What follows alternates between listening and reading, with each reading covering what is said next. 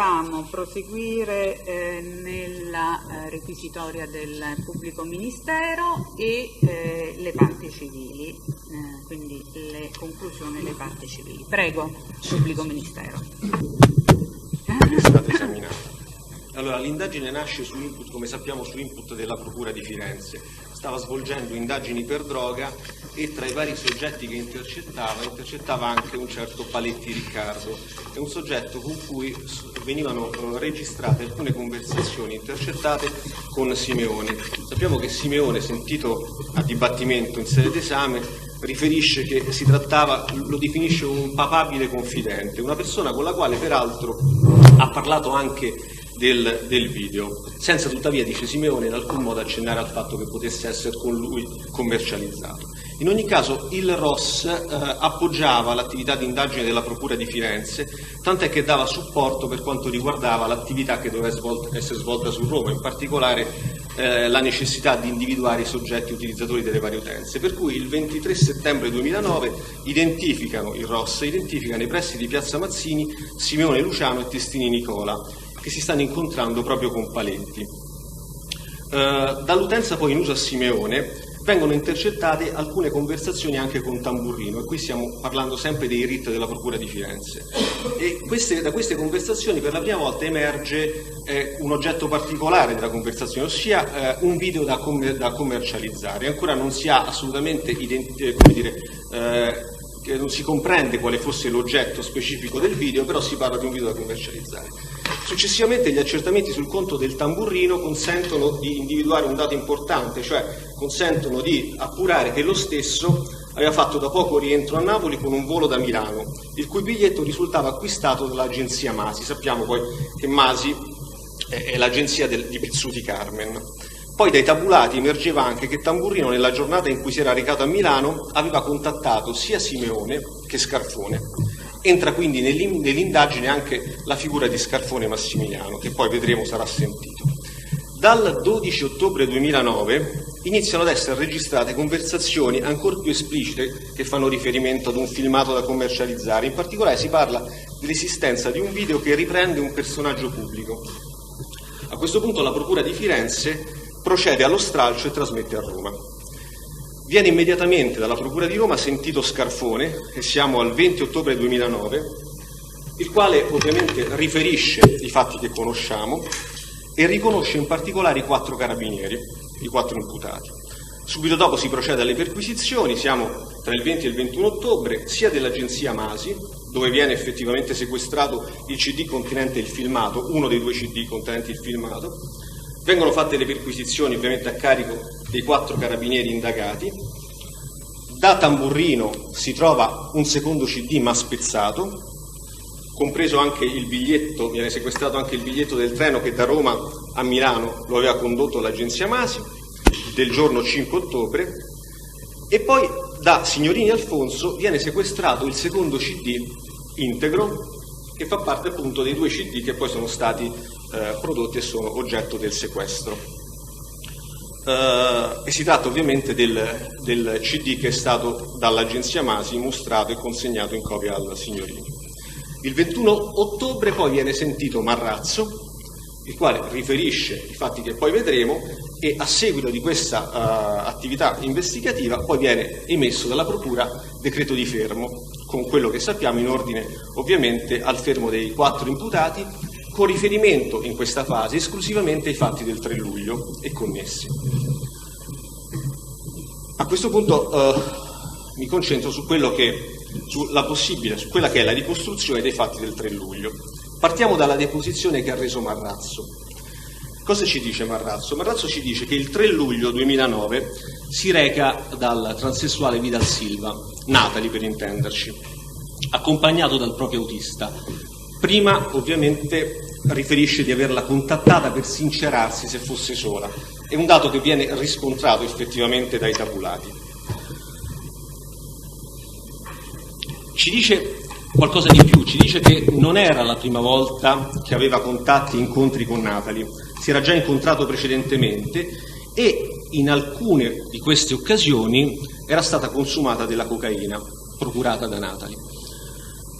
Su sollecitazione espressa conferma di aver chiesto cocaina anche in occasione di quell'incontro, cioè dell'incontro del 3 luglio. Quindi chiede anche in quell'occasione a Natalie di procurargli della cocaina. Natalie la conosce da diversi anni e riferisce che con la stessa ha avuto incontri anche verosimilmente fuori dal contesto abitativo di Via Gradoli, dove Natalie alloggiava. Arriva da Natalie intorno all'1.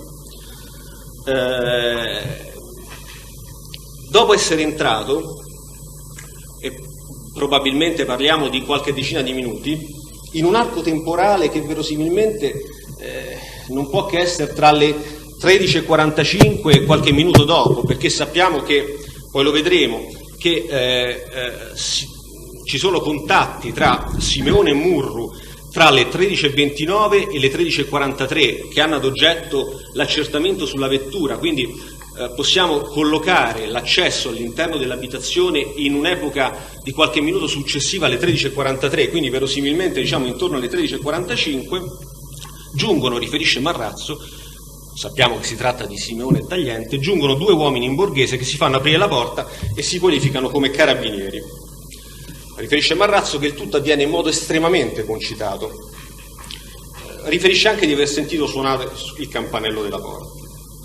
Allora, qui evidentemente da subito esamino parte delle circostanze riferite dagli imputati. Dall'esame degli imputati infatti sappiamo, in particolare si tratta dell'esame di Simeone e Tagliente ovviamente, che sono loro che fanno accesso all'interno dell'abitazione di Natalie e lo fanno perché hanno ricevuto un'informazione da un confidente, il confidente Cafasso sappiamo. L'informazione è che all'interno di quell'appartamento si stava svolgendo un festino a base di droga. Ora, questo dato in realtà è un dato che in sede di interrogatorio Simeone aveva riferito in modo più pregnante e più preciso ed è stato anche oggetto di contestazione da parte del pubblico ministero in sede di esame. Cioè, in sede di interrogatorio Simeone aveva riferito di aver appreso da Tagliente che il Cafasso aveva anche aggiunto che all'interno della casa poteva esserci il Presidente della Regione. Circostanza però che Simeone smentisce in sede d'esame e riferisce di non averla mai detta. Riferisce anche Simeone in sede d'esame che era fatto notorio che Marrazzo frequentasse i transessuali e peraltro questa era una circostanza, riferisce Simeone, che aveva preso da diversi soggetti, tra i quali in particolare Testini e Tagliente. Altro elemento importante riferito da Simeone e confermato da Tagliente è che i due, prima dell'accesso all'interno dell'abitazione, notano una vettura. Si tratta di una vettura che ritengono verosimilmente istituzionale, che quindi poteva essere una vettura legata ad un personaggio. Chiedono quindi un controllo a Murru, viene effettuato un controllo. In realtà, come sappiamo, il controllo avrà esito negativo solo perché avviene un errore nella trasmissione del messaggio. Quindi in realtà la vettura risulterà intestata ad una società di noleggio. Di fatto però anche qui il controllo che effettuano è un controllo volto evidentemente a riscontrare l'informazione fornita da Cafasso, che in parte Simeone ha negato di aver appreso da Tagliente, ma che evidentemente è un controllo per verificare chi fosse presente, in particolare se fosse presente il Presidente della Regione. Teniamo conto che il controllo si limita a questo, non identificano l'autista e questo è un elemento importante perché evidentemente l'attività doveva rimanere nascosta, perché di fatto quello che si stava in quel momento tentando di raggiungere era una vera e propria attività volta ad incastrare Marrazzo. E questo ovviamente vedremo gli ulteriori elementi successivamente. La targa quindi non consente, tuttavia però necessitano di un riscontro, sanno che Cafasso ha dato un'informazione e quindi accedono all'interno dell'abitazione per verificare se effettivamente era presente il Presidente della Regione. Entrano nell'appartamento quindi con un fine che è quello di sorprendere Marrazzo, evidentemente in una situazione gravemente pregiudizievole per lo stesso. Appena entrano si qualificano e chiedono i documenti. Il fatto che chiedono immediatamente i documenti consente di poter ricostruire un dato importante, cioè quello che come nel video si vede, cioè il posizionamento della tessera di Marrazzo vicino al piattino con della sostanza bianca verosimilmente stupefacente. E quindi questa operazione preliminare certamente consente poi agli stessi di creare quella situazione che poi verrà ripresa all'interno del video. Nell'immediato relegano Marrazzo da una parte all'interno della stanza, e circostanza che certamente va sottolineata è che gli impediscono anche di vestirsi tenendolo lontano da Natalie. Marrazzo dirà che si sente quasi sequestrato, e in questa fase, come dire, si crea quella situazione che di fatto crea uno stato di soggezione e di costrizione in capo alla persona offesa. Non solo gli è impedito di allontanarsi, ma gli è impedito anche di rivestirsi. Ecco che quindi inizia a manifestarsi quell'uso di violenza che evidentemente trova una maggior forza proprio nell'abuso di autorità dei due imputati, che abbiamo detto si sono già qualificati, quindi hanno mostrato la loro qualifica di carabinieri. Ottengono quindi, attraverso la loro qualità, ottengono un effetto immediato, e quindi evidentemente lo stato di soggezione è immediato. Diciamo che le parole che riferisce Marrazzo sono abbastanza chiare in questo senso: ero tenuto sotto sorveglianza, non venivo mai lasciato solo, e si sentiva quasi sequestrato. La condizione che in capo a Marrazzo si crea quindi è una condizione evidentemente di estrema subalternità, per non dire vera e propria sudditanza, ed è una condizione evidentemente che genera anche una sorta di umiliazione, tenuto conto che non può neanche vestirsi. E del resto il fatto che non gli viene consentito di vestirsi nell'immediatezza certamente è giustificato in un'ottica che è quella, come dire, cui tendono gli imputati, ossia di filmare e creare un contesto utile poi evidentemente a girare un film che doveva essere poi oggetto di commercializzazione e di ricatto. Teniamo conto, e questa è una circostanza estremamente rilevante ritengo, che Simeone precisa che iniziarono a filmare dopo circa 5-10 minuti, e questo conferma quanto dichiarato da Marrazzo circa il fatto che fu costretto a stare svestito per diverso tempo, perché il fatto che il filmato fu girato non nell'immediatezza ci dà il senso di quanto tempo Marrazzo è dovuto stare evidentemente in una situazione che non trovava alcuna giustificazione se non nel fatto che doveva essere filmato in quel modo. In tale contesto sottraggono sia il denaro dal tavolino, perché Marrazzo aveva lasciato del denaro contante per Natalie, e contestualmente, in un momento in cui ovviamente né Marrazzo né Natalie possono accorgersi, sottraggono dal portafoglio di Marrazzo ulteriore denaro. Marrazzo non vede la sottrazione, ovviamente, non riferisce una circostanza che non vede, non ha alcun intento calunniatorio nei confronti dei carabinieri, però riferisce che una volta che se ne sono andati si accorge di quanto mancava all'interno del portafoglio, ossia che non aveva più i contanti all'interno del portafoglio.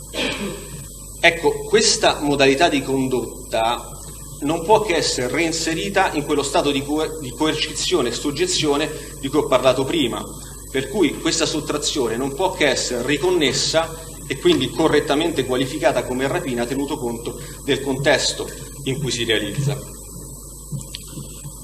Marrazzo poi ricorda di aver visto che i due con un telefonino in mano si muovevano cercando campo. Non parlano di star filmando. Marrazzo riferisce di non accorgersi che stavano filmando, né i due riferiscono a Vidal Silva o a Marrazzo di stare registrando. E qui la domanda è lecita: per quale ragione, se il filmato era un filmato a scopo puramente cautelativo, per quale ragione non rappresentare in modo espresso che si stava procedendo a filmare? Inoltre, un altro elemento che nota Marrazzo è il fatto che facevano frequente riferimento al fatto che dovevano contattare il comandante. Questa situazione ovviamente preoccupava molto Marrazzo, perché temeva di essere portato in caserma con tutto ciò che comportava in termini di possibile diffusione della notizia, quindi alla stampa, un contesto chiaramente, quello in cui si trovava, estremamente pregiudizievole anche per la sua carriera politica. Ovviamente il rischio che lo portassero in caserma è la cosa che generava maggior preoccupazione per lo stesso, anche, come dire, di fronte a una situazione che certamente non aveva alcuna rilevanza dal punto di vista penale, perché sappiamo che il quantitativo, ne parlano gli stessi imputati, è un quantitativo che certamente non giustificava la possibilità di procedere in termini di illecito penale. Dopo diversi minuti, quindi nel contesto che abbiamo descritto, Natali si avvicina, riferisce Marrazzo, Natali si avvicina a Marrazzo e gli dice che i carabinieri vogliono del denaro. Poco dopo si avvicina anche uno dei due carabinieri e chiede a Marrazzo una somma elevata. Marrazzo parla di circa 80.000 euro. Ecco, di fronte a una richiesta del genere, Marrazzo ricorda di aver detto che non aveva assolutamente a disposizione tanti contanti e che aveva soltanto degli assegni, e pur di liberarsi da una situazione del genere è costretto a firmare 3 assegni, e certamente l'importo, riferisce Marrazzo, e il numero degli assegni non è certo deciso da lui, e parliamo di 2 assegni da 5.000 euro ed uno più elevato da 1.000 euro. Qui bisogna evidenziare che il dato relativo al fatto che Tagliante e Simeone chiesero a Marrazzo la consegna di 3 assegni emerge fin dalle prime dichiarazioni di Marrazzo. Ritengo che questo sia un elemento importante, perché quando Marrazzo fu sentito la prima volta, al più poteva conoscere soltanto l'esistenza di 2 carabinieri, quelli che avevano effettivamente fatto la perquisizione. Siamo prima del fermo, e nonostante questo, fin dalle prime dichiarazioni parla di una richiesta avente ad oggetto 3 assegni. È importante però evidenziare anche un altro aspetto, che non vi è, come dire, un contesto di soggezione legato alle modalità di intervento degli imputati che si limita concretamente al fatto che la propria libertà in quel momento è sostanzialmente impedito, diciamo, la possibilità di rivestirsi, come ho detto, e di allontanarsi.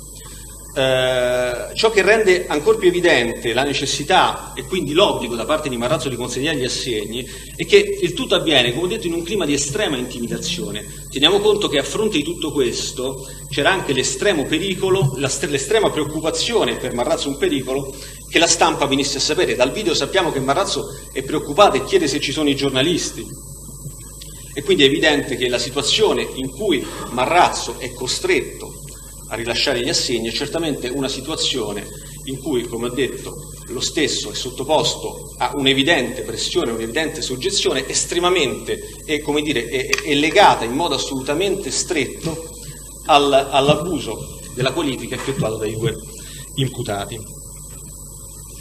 E certamente il contesto in cui avviene il tutto non può, qualificarsi in termini di situazione che vede Marrazzo e i 2 imputati in situazioni di sostanziale parità, quasi si potesse ipotizzare una sorta di accordo, corruttivo. Certamente questo non è possibile, certamente la situazione che si è verificata esclude che si possa parlare evidentemente di qualcosa di diverso dalla concussione. La circostanza della consegna degli assegni, al di là di quelle che sono le dichiarazioni di Marrazzo, trova riscontro in diverse circostanze. In primo luogo voglio evidenziare un aspetto particolare che attiene al contenuto del video in sequestro, ed in particolare il passaggio in cui si ascolta che uno dei 2 carabinieri è identificato come uomo 3. Certamente non è Marrazzo, perché Marrazzo è uomo 1 e riferisce solo il Presidente della Regione, quindi sicuramente non è Marrazzo. Quindi uomo 3 è Testini o Tagliente. Uomo 3 pronuncia la seguente frase: "Mo mi stacchi uno". Ora, mo mi stacchi uno, è vero che manca l'oggetto, però appare facilmente intuibile il riferimento all'assegno, a staccare un assegno. Quindi questa è una prima circostanza che appare particolarmente rilevante. Un altro aspetto è, sempre a riscontro delle dichiarazioni di Marrazzo, ci emerge dalle dichiarazioni rese da Scarfone, il quale riferisce che durante il secondo incontro con Tamburrino, cui partecipano Pizzuti e Masi, si parlò di alcuni assegni di cui erano in possesso i carabinieri, firmati in bianco da Marrazzo e lasciati a un trance. Il fatto che Scarfone abbia ascoltato il riferimento agli assegni è un ulteriore riscontro al fatto che effettivamente in quel momento, in quel contesto, il 3 luglio in quella casa effettivamente degli assegni furono consegnati. Infine, ulteriore riscontro, perché questo discorso degli assegni torna durante tutta l'istruzione dibattimentale, emerge da quanto riferito dall'avvocato Cinquegrana, che ricorda che Cafasso gli disse che il video era stato girato da 2 carabinieri ai quali Marrazzo aveva consegnato un assegno di 50.000 euro per paura di essere rovinato. Ulteriore riferimento ad assegni.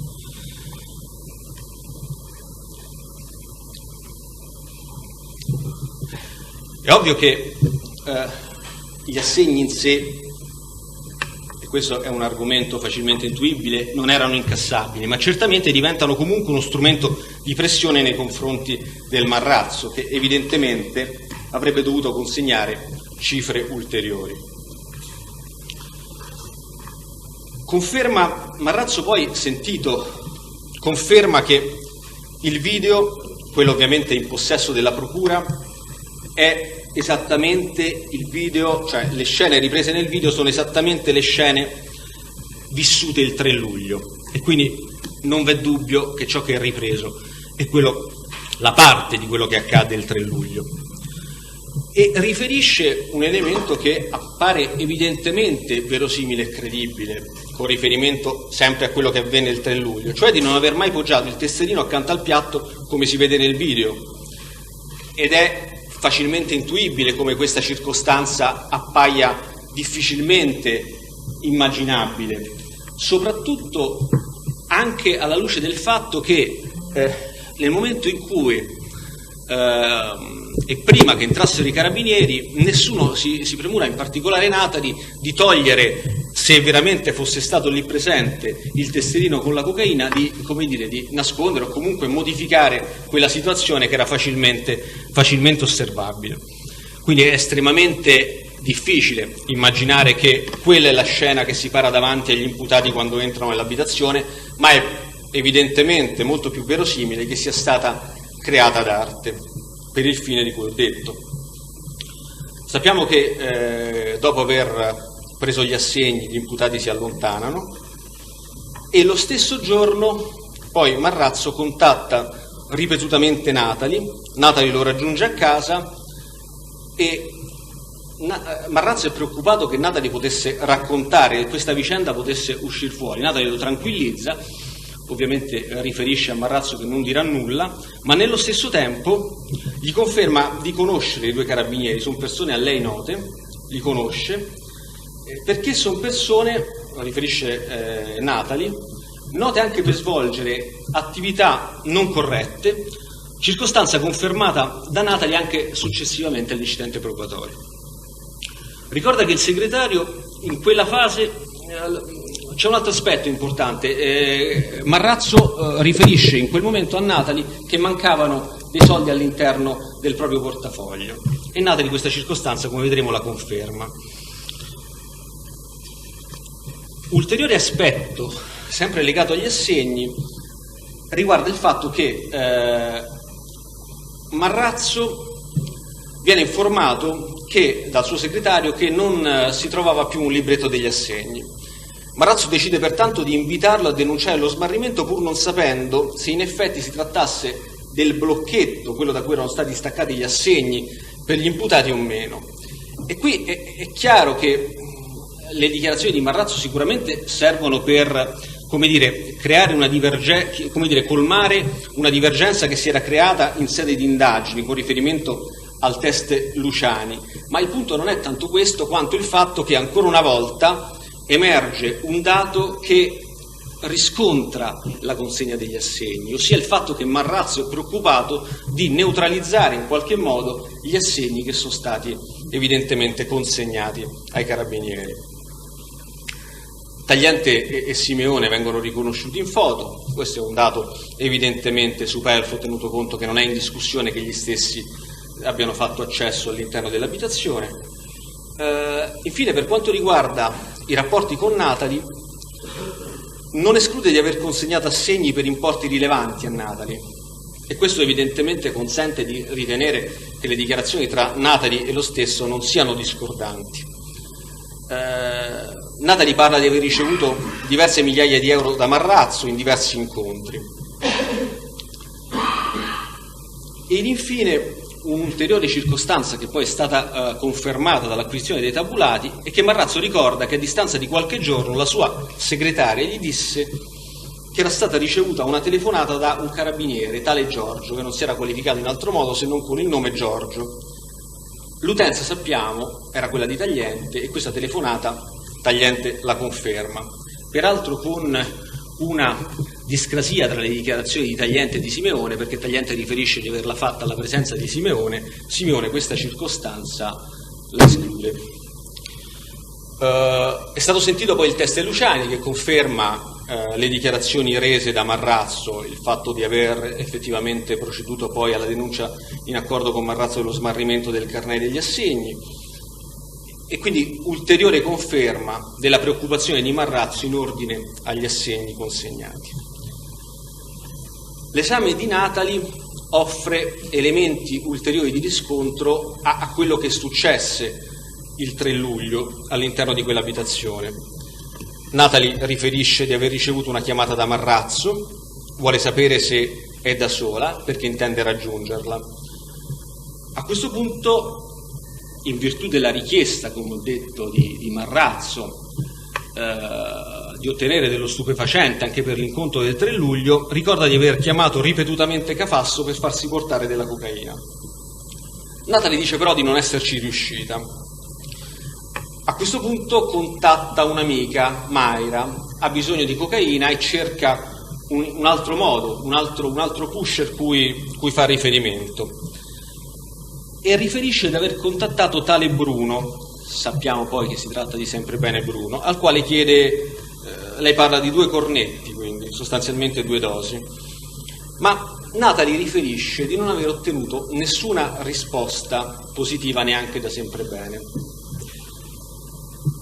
Teniamo conto che i contatti tra Natalie e Cafasso proseguono anche dopo i contatti tra Natalie e Sempre Bene Bruno. Questo dato è un dato significativo in ordine al fatto che le dichiarazioni di Natalie, come dire, possono avere un fondamento in ordine al fatto che non si sia effettivamente rifornita da Sempre Bene. Tuttavia il dato è sicuramente un dato controverso, perché dall'altra parte sappiamo che Sempre Bene in sede di interrogatorio ha riferito di aver ceduto proprio in occasione del 3 luglio sostanza stupefacente, cocaina, a Natalie. Certo, è vero anche che Natalie ben avrebbe potuto ammettere un ulteriore acquisto come ne aveva ammessi in passato. Tuttavia non possiamo non prendere atto del fatto che il dato è controverso, certamente. È un dato controverso e quindi certamente non si può ritenere che la cocaina ovviamente sia stata introdotta all'interno dell'abitazione degli imputati. È un dato certamente che non possiamo ritenere come dato emerso all'interno del dibattimento, e altrettanto chiaro, in mancanza di contatti diretti che possano, come dire, in qualche modo far presumere un accordo, quantomeno un incontro tra gli imputati e Sempre Bene, è altrettanto evidente, ritengo, che non è possibile ritenersi provato che lo stupefacente fu eliminato per favorire Sempre Bene.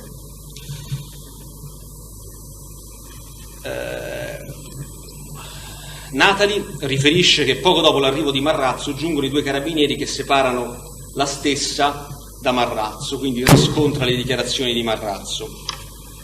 Ad un certo punto la spingono lontano, lei parla di essere stata posizionata sul terrazzino, circostanza riferita anche dallo stesso Marrazzo, che la nota di sfuggita. Ricorda che a un certo punto iniziano a chiedere del denaro a Marrazzo. Natalie parla addirittura di circa 100.000 euro, Marrazzo aveva parlato di 80.000 euro. E la richiesta è una richiesta volta ad evitare che lo stesso venga portato in caserma, che la notizia quindi evidentemente venga diffusa, perché questo significa eventualmente portare in caserma Marrazzo, rendere la notizia evidentemente pubblica. Uno dei 2 carabinieri poi riferisce all'altro, ricorda Natalie, di chiamare Nicola, e qui il riferimento, come sappiamo, è alla più volte contestata telefonata tra Simeone e Testini che avviene intorno alle 14. Riferisce inoltre sempre Natali un'ulteriore circostanza estremamente rilevante, ossia che all'interno dell'abitazione aveva nascosti nell'armadio circa 8-9 mila euro, e di questi 8-9 mila euro non ne fa oggetto di sottrazione da parte dei carabinieri, 8-9 mila euro di cui non parla come beni sottratti dagli imputati. E questa è certamente una circostanza che non può non essere evidenziata come frutto evidentemente di un atteggiamento che possiamo ritenere estremamente, sincero dell'imputata. Diversamente, se l'intento fosse stato quello di calunniare, non si capisce per quale ragione non avrebbe potuto riferire che anche i soldi all'interno dell'armadio erano stati sottratti dai carabinieri. Riferisce anche ulteriori circostanze importanti, cioè che da diverso tempo aveva avuto notizia da suoi amici transessuali che Testini e Tagliente volevano incastrare Marrazzo, e questa circostanza la riferisce anche Marrazzo in quanto appresa da Natali. E poi ricorda di un episodio verificatosi dopo il 3 luglio, qualche giorno dopo, quando fu fermata da Tagliente e Testini che le chiesero il numero di Marrazzo, perché tramite il numero della regione non riuscivano a contattarlo. Effettivamente ricorda che Marrazzo lasciò sul tavolino dei soldi in contanti, non contò esattamente la cifra che Marrazzo lasciò, quindi questo consente evidentemente di non ritenere contrasti tra le dichiarazioni di Marrazzo e Natali con riferimento ai soldi. Lei non contò i soldi, non sa dire con precisione quanti fossero, non ha visto consegnare gli assegni, non ha visto quindi Marrazzo consegnare gli assegni, e anche in questo caso avrebbe evidentemente potuto dichiarare il fatto di aver visto la scena, il momento della consegna, se l'intento fosse stato evidentemente calunniatorio, e invece riferisce che non vede il momento in cui vengono consegnati gli assegni.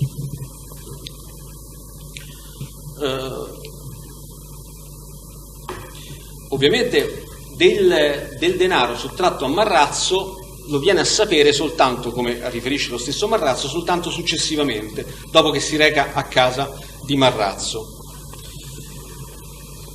In ultimo, Natali fa una considerazione che appare, degna di nota, nel senso che riferisce chi mai, e questo ovviamente è una considerazione che appare estremamente logica, chi mai aprirebbe la porta sapendo di lasciare sul tavolino il tesserino di Marrazzo con dello stupefacente in bella vista, visibile non appena chiunque possa entrare. A dimostrazione che evidentemente la scena è stata realizzata appositamente per girare il film volto ad incastrare Marrazzo. Queste dichiarazioni sono dichiarazioni che trovano poi una ulteriore conferma nell'esame, nell'analisi di tabulati che sono stati fatti, prima con riferimento al 3 luglio, poi successivamente con riferimento ad una data precedente, quella del 26 giugno 2009, quindi di qualche tempo prima, che evidenziano una sequenza di contatti che si ripete. In particolare, per quanto riguarda la data del 3 luglio, abbiamo una serie di telefonate che consentono di ritenere che ogni qualvolta Natali contattava Marrazzo, Marrazzo contattava Natali contattava Cafasso, evidentemente per chiedergli dello stupefacente, Cafasso a sua volta contattava Testini o Tagliente o Simeone. E in particolare abbiamo, con riferimento al 3 luglio, il contatto delle 10:36, Marrazzo contatta Natali, e questa è la telefonata con cui, riferita sia da Marrazzo che da Natali, con cui Marrazzo avvisa Natali che intendeva passare da lei. 10:40, quindi a distanza di 4 minuti, Natali contatta immediatamente Cafasso. Alle 11, 20 minuti dopo, Cafasso contatta Tagliente. Abbiamo poi una successiva telefonata, 11:33, Marrazzo contatta Natali. 12:28, Natali contatta Cafasso. A distanza di pochi minuti, 12:43, Cafasso contatta Tagliente. 12:46, Cafasso contatta Simeone. 12:59 Cafasso contatta Tagliente. È evidentemente una sequenza che si ripete, ma una sequenza che si riscontra in modo pressoché identico anche in occasione del 26 giugno 2009. L'orario qui è diverso, è la sera. Alle 21:20 Marrazzo chiama Natali, alle 21:33, 13 minuti dopo, Natali chiama Cafasso, 21:51 Cafasso chiama Tagliente, 21:52 Natali chiama Cafasso, 22:53 Cafasso chiama Testini, 22:55 Testini chiama Cafasso.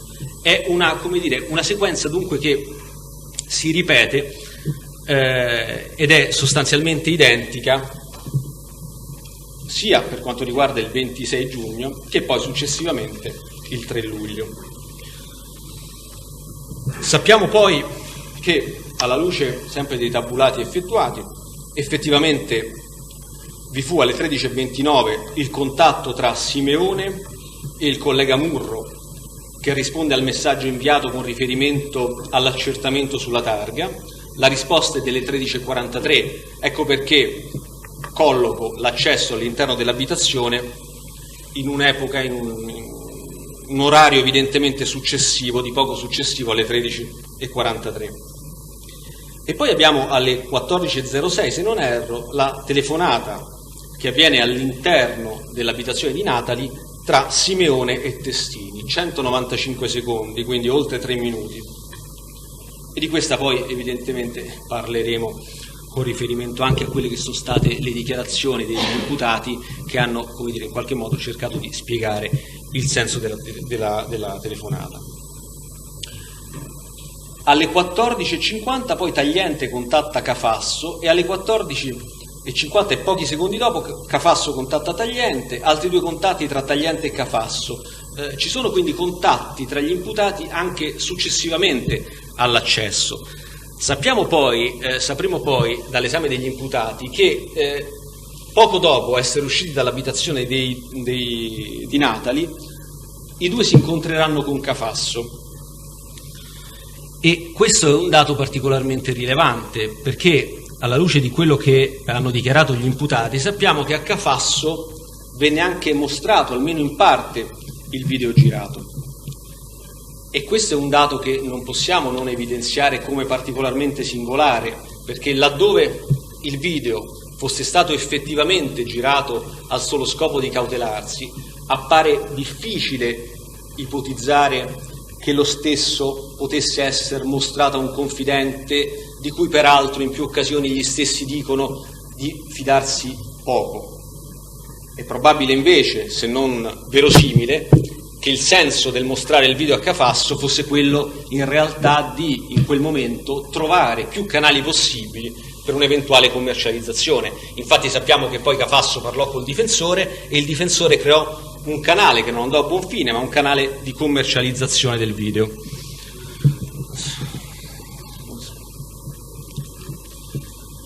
Abbiamo poi l'ulteriore riscontro della telefonata del pomeriggio del 6 luglio 2009 dall'utenza in uso a Tagliente, riscontrata anche dai tabulati. La telefonata, quella in cui Tagliente fa riferimento, in cui Tagliente si spaccia per il carabiniere Giorgio.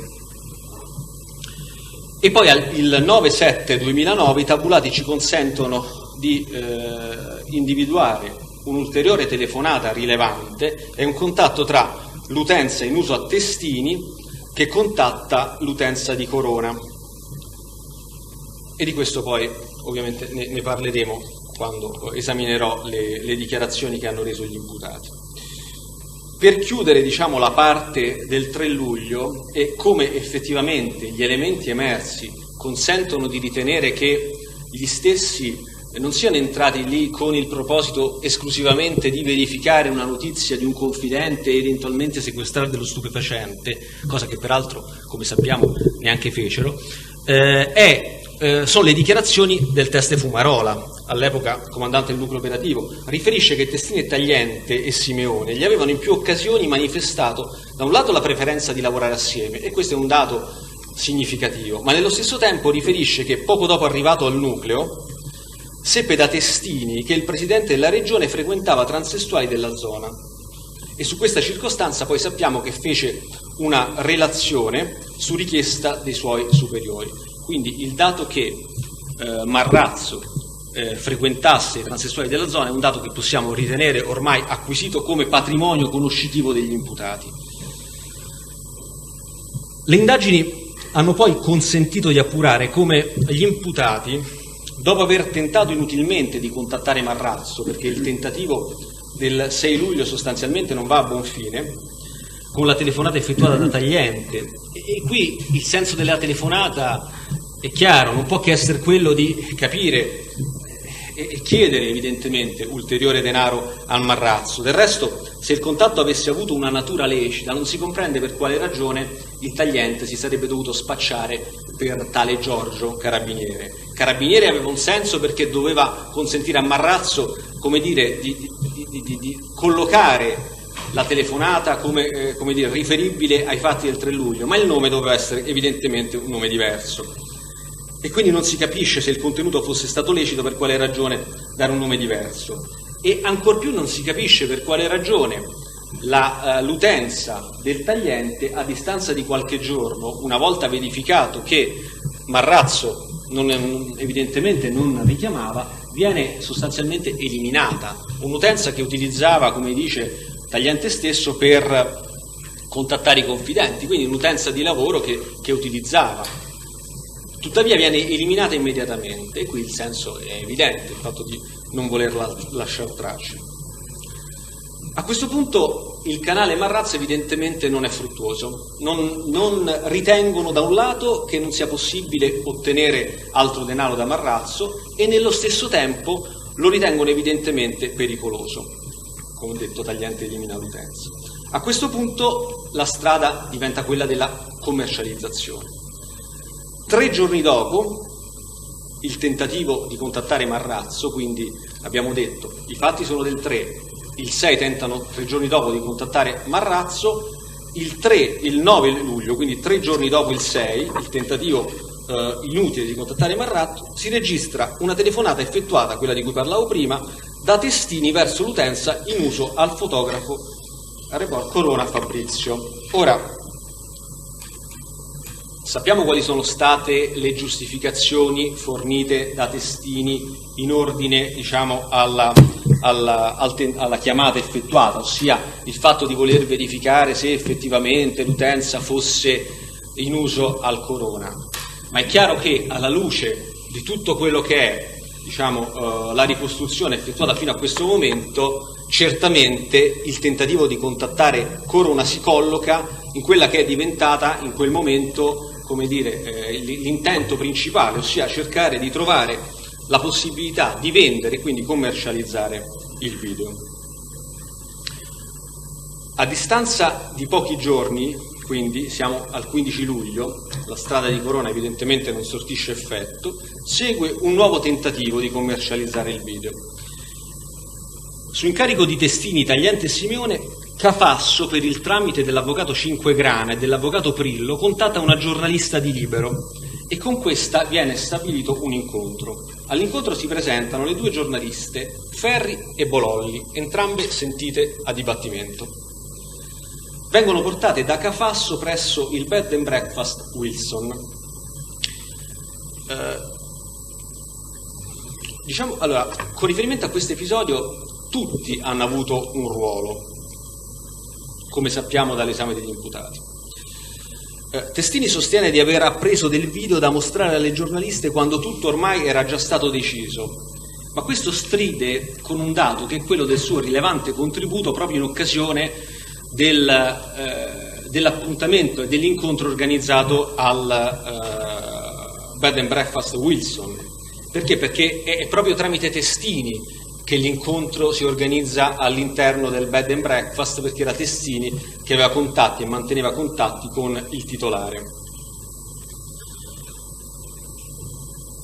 Ed è poco credibile che tutta l'iniziativa, come dire, parta esclusivamente da Cafasso, soggetto che peraltro non aveva certo la disponibilità del video.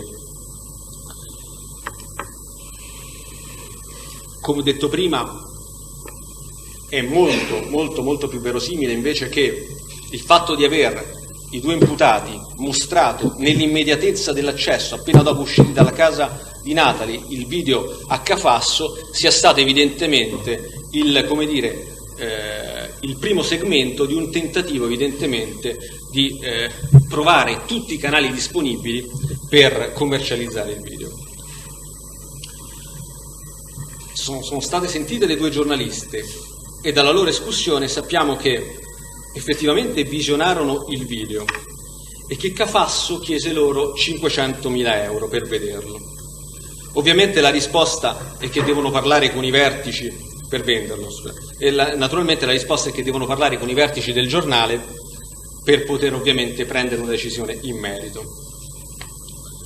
Immediatamente, a distanza di pochi giorni, ovviamente riprendono contatti, in questo caso con l'avvocato Prillo, e riferiscono che il giornale non era in alcun modo intenzionato all'acquisto.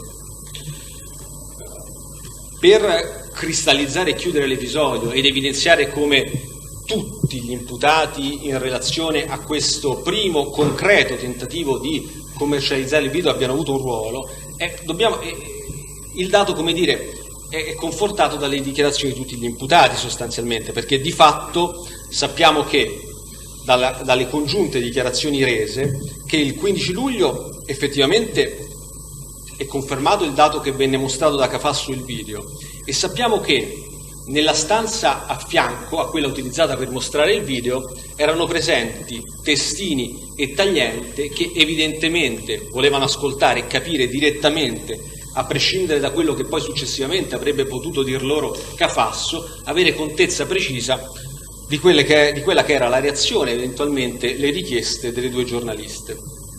Simeone, sappiamo, invece attendeva fuori ad aspettare che finissero. Le giornaliste certamente vedono e parlano solo con Cafasso, ma la situazione era monitorata da tutti e tre. Il test Cinquegrana è stato sentito, conferma effettivamente di aver parlato con Cafasso, che gli disse che aveva bisogno di trovare editori disposti ad acquistare un video che ritraeva Marrazzo con un transessuale. Cafasso è perfettamente a conoscenza del contenuto del video.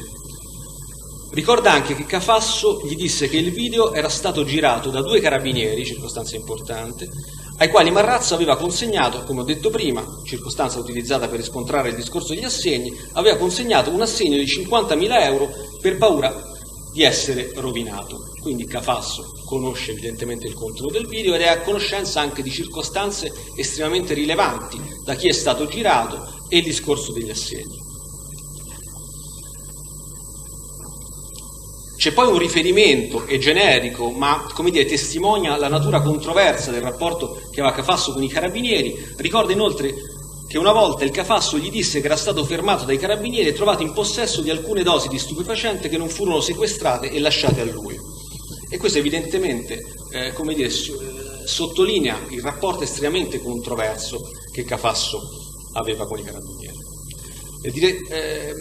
A questo, come dire, a questa ricostruzione dei fatti si aggiunge poi gli elementi supportati e portati dalle dichiarazioni di Scarfone, fotografo che collaborava con l'agenzia Masi, e sono particolarmente evidentemente rilevanti per ricostruire le fasi ulteriori, perché terminato e sostanzialmente concluso negativamente il canale che riguardava la possibilità di commercializzare il video attraverso Cafasso, evidentemente cercano un sistema diverso e canali diversi. In particolare nel luglio 2009 Scarfone riferisce di aver sostanzialmente avuto contatti con Tamburrino, che gli propone la commercializzazione di un video di cui sono in possesso alcuni suoi amici. Apprende quasi subito, dice Scarfone, che Tamburrino era un carabiniere. Con lui si vedeva spesso all'interno del ristorante Cacio e Pepe.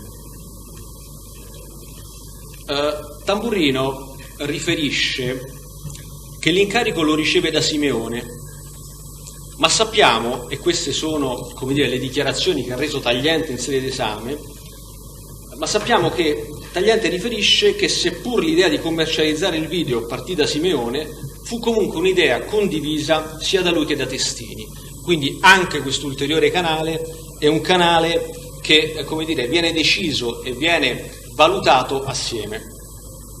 Da Tamburrino apprende, ovviamente continuo la parte che riguarda l'oggetto e le dichiarazioni principali rese da Scarfone.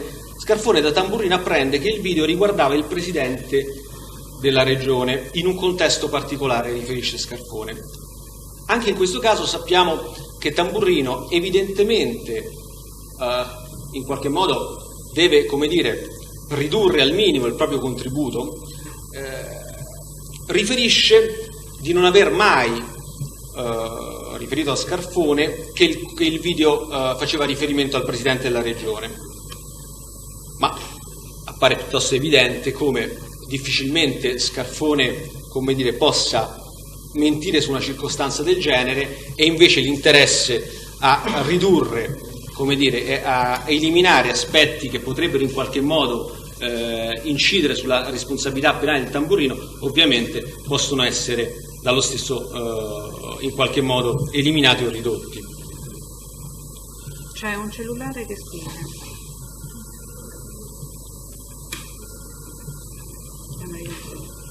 Deborah, per cortesia, un po'. Quindi sappiamo che Tamburrino nega questa circostanza, ma è evidente che ha un interesse specifico a negarla, perché sarebbe la prova comunque che era a conoscenza del contenuto del video. E ciò che a questo punto, come dire, è necessario evidenziare è se è credibile che un video mostrato in prima battuta ad un confidente, evidentemente per fini legati alla commercializzazione, non viene mostrato per le medesime ragioni ad un collega che poi di fatto porrà in essere un'opera di mediazione ben più rilevante di quella che ha tentato di fare Cafasso. A Cafasso viene mostrato, a Tamburrino no, e questo, diciamo, appare poco verosimile. Si accorda con Tamburrino, a questo punto Scarfone si accorda con Tamburrino per visionare il video e si accordano in particolare per un incontro sempre nel mese di luglio.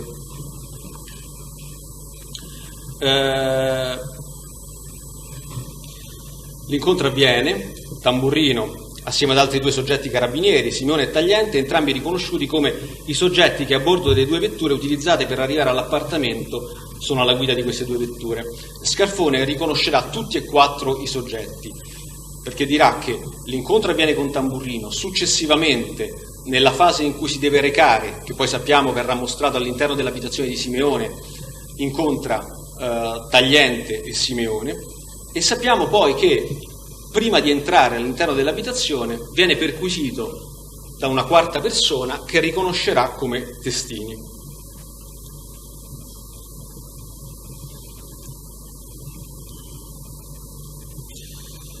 Con la persona che lo perquisisce, riferisce Scarfone, sale all'interno dell'abitazione. A questo punto gli viene mostrato un computer portatile e delle cuffiette, a così modo di visionare il CD. Teniamo conto che l'episodio è confermato anche da Simeone, che però non parla di Testini e Tagliente. Si tratta di una circostanza di cui quindi, ad eccezione di Tamburrino e Simeone, gli altri imputati non parlano.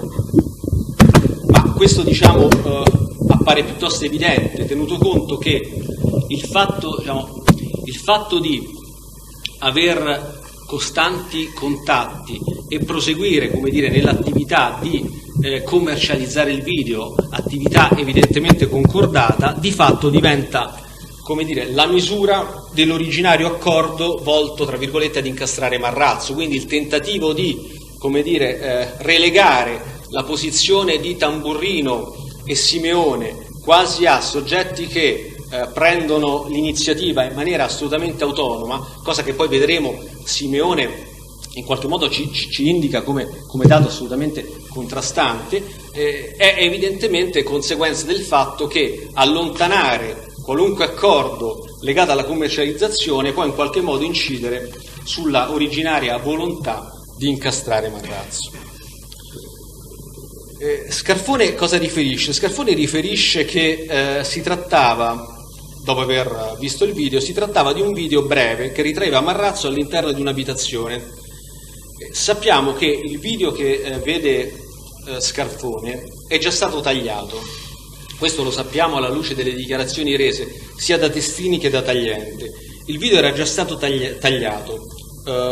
Tagliente in particolare riferisce che il taglio avviene il 13 luglio ed è un taglio evidentemente pacificamente realizzato per evitare che potessero essere notate le persone dei due carabinieri, cioè Simeone e Tagliente. Sulle modalità del taglio però ci sono dichiarazioni discordanti tra Simeone e Tagliente, perché Simeone riferisce di non sapere chi e come vennero effettuati i tagli. Tagliente invece diversamente riferisce che il taglio fu deciso da tutti e tre, Testini compreso, ed effettuato da persona di cui non volle riferire l'identità, ma che fu fatto alla presenza sua e di Simeone, circostanza, come dire, difficile che Simeone possa aver dimenticato. E vi è quindi un contrasto. Questo contrasto sulle dichiarazioni rese dagli imputati, che non è il primo, vedremo ce ne sono altri, è la dimostrazione di come in realtà gli imputati abbiano cercato di ricostruire una situazione evidentemente artefatta e le dichiarazioni chiaramente non possono sempre coincidere.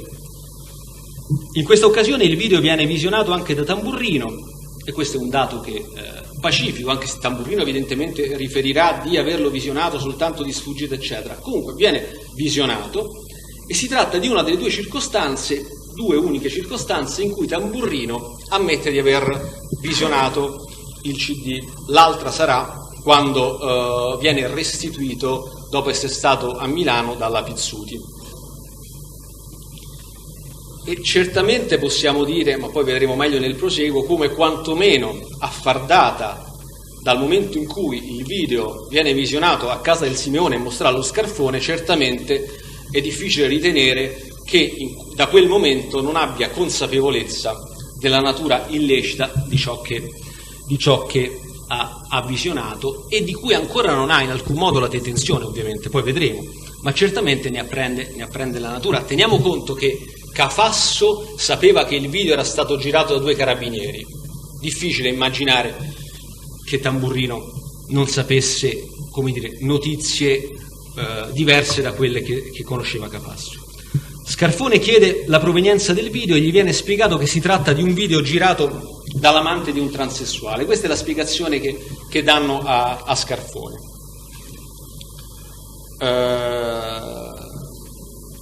Si fa riferimento alla richiesta di un prezzo per la vendita, parliamo di 200.000 euro. Ovviamente Scarfone non ha la possibilità in alcun modo di raggiungere un accordo e riferisce primo che il prezzo è fuori mercato, in ogni caso ovviamente darà poi risposta una volta sentiti i titolari dell'agenzia. Però apprende un dato importante, apprende da Simeone che avevano già tentato di vendere il video a Panorama, ma la trattativa non era andata in porto. Quindi tanti sono i canali che gli imputati hanno tentato di percorrere per la commercializzazione del video. Prende poi contatti con l'agenzia Masi e dopo alcuni giorni fa sapere che erano effettivamente interessati, quantomeno a visionare il video. E si organizza pertanto un incontro. Questa volta parteciperanno Pizzuti Carmen ed il marito Masi, quindi i titolari dell'agenzia. Abbiamo quindi l'incontro di cui anche gli imputati hanno parlato, l'incontro quello che avviene nei pressi di Villa Madama. Il filmato viene fatto visionare all'interno di una vettura guidata da Tagliente, e questo è un dato che anche Tagliente conferma. Si tratta di una circostanza di cui parlano Tamburrino, di cui parla Simeone e di cui parla anche Tagliente. Simeone non era presente, ma Simeone sa, è a conoscenza di questa circostanza. Ricorda poi Scarfone che il video fu fatto visionare una seconda volta alla Pizzuti, questa volta scesa assieme ad un altro giornalista, Sulas, e in questo caso la visione, in questa seconda occasione, la Pizzuti il video viene mostrato all'interno di un'abitazione. È di nuovo l'abitazione di Simeone. Questa circostanza viene confermata da Simeone, Tamburrino e Testini. Simeone precisa anche che fu Testini a mostrare il video a casa di Simeone, mentre lui era fuori la propria abitazione. E la circostanza è confermata da Testini, che è l'unica occasione, riferisce Testini, in cui mostrò il video a qualcheduno.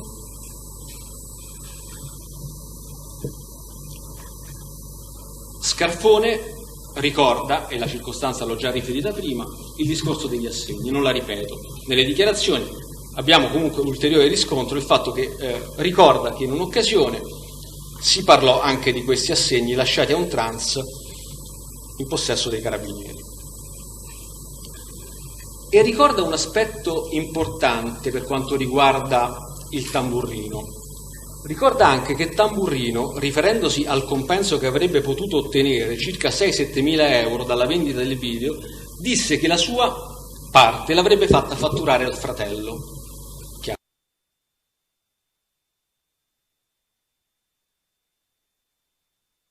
Tamburrino ha anche lui un interesse specifico per quanto riguarda l'attività di mediazione. Queste dichiarazioni che ha reso Scarfone sono riscontrate e ulteriormente specificate ed integrate dalle dichiarazioni rese dai titolari dell'agenzia Masi, cioè Pizzuti Carmen e Masi Domenico, i quali, sentiti a dibattimento, hanno da un lato riscontrato pienamente le dichiarazioni rese da Scarfone e aiutato a ricostruire in maniera più dettagliata le fasi della commercializzazione del video, che hanno avuto come, diretto interessato controparte l'agenzia Masi. Intanto riferiscono che Scarfone, che all'epoca lavorava per l'agenzia Masi, a luglio 2009 effettivamente contatta la Pizzuti rappresentandole che vi era la possibilità di acquistare un video che ritraeva un personaggio pubblico. E poi vengono elencati sostanzialmente i vari incontri. Il primo incontro avviene effettivamente a Roma intorno al 7 agosto insieme a Scarfone e all'imputato Tamburrino. Il primo incontro a cui si riferisce la Pizzuti è l'incontro in cui viene mostrato il video all'interno della macchina di tagliente nei pressi di Villa Madama, riscontro di questa circostanza. Salgono a bordo di una macchina lì parcheggiata con un uomo all'interno, sappiamo che si tratta di tagliente, che mostra loro il video e chiede se era possibile venderlo. Secondo incontro, la Pizzuti scende nuovamente a Roma e questa volta, come riferito già da Scarfone, porta con sé, si porta dietro il giornalista Sulas per rivedere il filmato. L'incontro avviene sempre presso il medesimo ristorante inizialmente, Cacio e Pepe, e poi si recano nuovamente Scarfone e Tamburrino presenti, si recano poi nuovamente presso l'abitazione di Simeone. È pacifico che si tratti dell'abitazione di Simeone, il dato lo conferma anche lo stesso Simeone. Il video viene mostrato, è Testini che lo mostra, anche questo è pacifico. Vengono poste delle domande in ordine alla provenienza, ma non è data risposta. La trattativa con Oggi termina, la rivista non è interessata, dice la Pizzuti. A questo punto l'agenzia Masi cerca nuovi possibili acquirenti e quindi torna a Roma con il marito e incontra nuovamente Tamburrino e Scarfone. Sopraggiunge anche un altro soggetto, dice la Pizzuti, che si informa sulla trattativa come stava andando. Alla luce delle dichiarazioni rese anche da Scarfone, quest'altro soggetto verosimilmente è Simeone. E qui probabilmente avviene l'episodio che riferisce Simeone in questo contesto, quindi quando scendono per la terza volta a Roma, in cui Simeone sente degli assegni. È una circostanza di cui la Masi non ha ricordo, ma che non si capisce per quale ragione dovrebbe essere una circostanza totalmente inventata da Scarfone. Peraltro un riferimento agli assegni è una circostanza piuttosto importante. La Pizzuti si rivolge a questo punto, cercando nuovi canali per commercializzare il video, si rivolge a Signorini, il quale chiede di poter visionare il video. E da questo momento quindi nasce quella fase della trattativa che porterà poi Tamburrino a recarsi a Milano. Nasce quindi la necessità che il video venga visionato La Pizzuti quindi informa Scarfone, il quale parla con Tamburrino. C'è la necessità evidentemente di portare il video a Milano. Tamburrino sale a Milano, il biglietto è pagato dall'agenzia Masi e consegna il CD alla Pizzuti, che porta il tutto in Mondadori per mostrarlo a Signorini. Sappiamo che Signorini ne farà copia, tant'è che poi una delle 2 copie integrali è sequestrata proprio a Signorini, e sono peraltro circostanze confermate dallo stesso Signorini. Successivamente torna in agenzia, la stessa Pizzuti riferisce che si fa una copia del CD dopo aver chiesto l'autorizzazione a Tamburrino, il quale effettua una telefonata per chiedere a sua volta l'autorizzazione. Parla con Simeone. Il giorno stesso Tamburrino, dopo aver spaccato il CD e restituitogli, parte per Napoli in aereo con biglietto aereo acquistato dalla Masi. C'è però un elemento di contrasto tra le dichiarazioni rese dalla Signorini e quanto riferito da Tamburrino. Tamburrino infatti non riferisce di essere stato autorizzato a lasciare copia alla Pizzuti, fornisce una spiegazione poco credibile della ragione per la quale spezza il CD prima di andare via dall'agenzia. La ragione, secondo Tamburrino, per cui avrebbe spezzato il CD è che aveva il timore che i colleghi poi avrebbero potuto ritenerlo responsabile nel caso in cui il video fosse stato pubblicato a loro insaputa. Il punto in realtà è che non doveva evidentemente restare traccia del video, perché oramai temevano, come poi dirà più chiaramente Simeone, di essere controllati dopo l'intervento dei ROS, che li aveva identificati. E quanto riferito da Tamburrino quindi contrasta con quanto dichiarato da Simeone, come dicevo prima, che invece riferisce espressamente di aver contattato Tamburrino per dirgli di eliminare il CD, visto che ormai si sentivano controllati e pedinati. E ancora una volta le dichiarazioni di Tamburrino hanno, come dire, un indirizzo preciso, cioè puntano ad escludere sostanzialmente tutti quegli elementi da cui si possa desumere la sua consapevolezza in ordine alla illiceità del filmato. Ulteriore riscontro all'attività di commercializzazione e alle modalità attraverso cui è stata operata sono le dichiarazioni rese da Sulas. Molto brevemente, conferma le dichiarazioni rese dalla Pizzuti e offre però un elemento particolarmente rilevante per quanto riguarda la condotta del Tamburrino. Perché? Perché riferisce che lo stesso, oltre ad avergli detto che era un carabiniere, gli spiega, e qui riferisco testualmente, siamo a pagina 122 e poi 131 delle trascrizioni, l'udienza del 10/6/2013, riferisce, parlando di Tamburrino, stava cercando di fare questa operazione perché voleva andare via dall'arma, voleva aprire un negozio a Napoli. Mi disse in questa occasione qui che questo sarebbe stato l'ultimo lavoro, voleva cambiare vita. È ovvio come queste dichiarazioni, come dire, emergono in chiara sintonia con quello che è, diciamo, l'intento di voler realizzare un profitto da un'attività che, per gli elementi che stiamo elencando, evidentemente ha natura illecita. Tamburrino non si limita quindi ad aiutare i colleghi nella commercializzazione del video, evidentemente ha un proprio e chiaro interesse specifico di realizzare evidentemente questa transazione. E qui poi ovviamente mi riporto anche alle dichiarazioni che ha reso Scarfone e che ho già citato in ordine al fatto che il suo compenso di circa 6-7 mila euro Tamburrino disse che l'avrebbe voluto fare fatturare al fratello.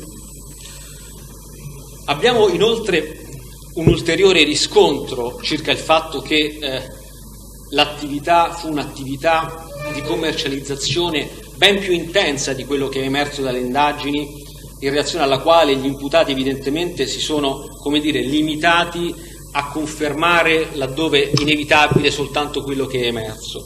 E la ragione per cui, come ho detto prima, sulla commercializzazione c'è un atteggiamento particolarmente cauto nel dichiarare come avvennero i fatti, è perché evidentemente la commercializzazione può e effettivamente deve essere letta come comunque un ulteriore elemento a conferma di quello che era l'intento originario al momento in cui fecero accesso all'interno dell'abitazione di Natali, e certamente misura del dolo riguardo al fatto del tentativo di incastrare Marrazzo. Mi riferisco qui alle dichiarazioni di Mosca come ulteriore riscontro. Dal 2008 fino a luglio 2009 sappiamo che è persona che ha abitato insieme all'imputato Marrazzo in una casa dalle parti della Cassia. Ricorda che Simeone gli mostrò un video in cui si vedeva Marrazzo con un transessuale ed un piatto con della polvere bianca. Quindi sappiamo che Simeone mostrò al suo compagno di stanza, compagno di casa, il video di Marrazzo. Ed è una circostanza che entra in contrasto con quanto riferito da Simeone circa il fatto che non ha sostanzialmente mai avuto la possibilità di detenere il video, ma di fatto invece riscontra, e quindi questo è un ulteriore contrasto tra gli imputati, quanto riferito invece da Tagliente, circa il fatto che a un certo punto a Simeone venne effettivamente lasciata una copia del CD proprio perché il Tagliente doveva partire per le vacanze. Su contestazione ricorda che Simeone in 2 occasioni lo contattò per dirgli che Testini doveva utilizzare l'appartamento per far visionare il video ad alcune persone. Si ricorda che in un'occasione effettivamente venne Testini per mostrare il video e lui era presente in casa. E poi gli viene contestata la conversazione telefonica particolarmente, rilevante, quando riferisce nella conversazione telefonica che venivano 3-4 di loro al giorno per vedere questo video. Però ridimensiona enormemente il contenuto di una frase che appare piuttosto evidente, nella sua chiarezza, e riferisce che la sua era una telefonata di sfogo, ma che in realtà si riferiva a un'unica occasione in cui vide più persone. Stride chiaramente la ricostruzione e la spiegazione della frase che fa con il contenuto chiaro, letterale, di quanto pronunciato al telefono. E quindi questa è un'ulteriore dimostrazione di come effettivamente gli imputati hanno riferito solo una parte di quella che è stata l'effettiva attività volta alla commercializzazione.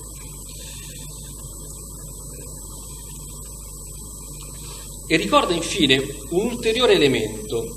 Ricorda che Simeone disse che avevano difficoltà a vendere il video perché avevano bisogno di costruire una storia su come se lo fossero procurato. E questo è un elemento evidentemente determinante, perché abbiamo, la prova che anche Mosca in qualche modo aveva contezza dell'origine e della provenienza del video. E ribadisco, è difficilmente immaginabile che altrettanto non fosse avvenuto e la medesima consapevolezza non l'avesse anche Tamburrino.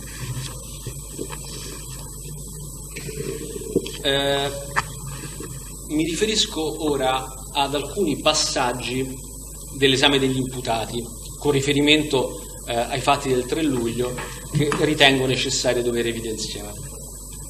Per quanto riguarda l'esame di Simeone, sappiamo che Simeone riferisce di essere stato insieme a Tagliente ad entrare all'interno dell'abitazione, quindi questo è un dato che ormai possiamo considerare pacifico, sia Tagliente che Simeone riferiscono di essere stati loro ad entrare all'interno dell'abitazione e lo fanno in virtù di una informazione confidenziale ricevuta da Cafasso.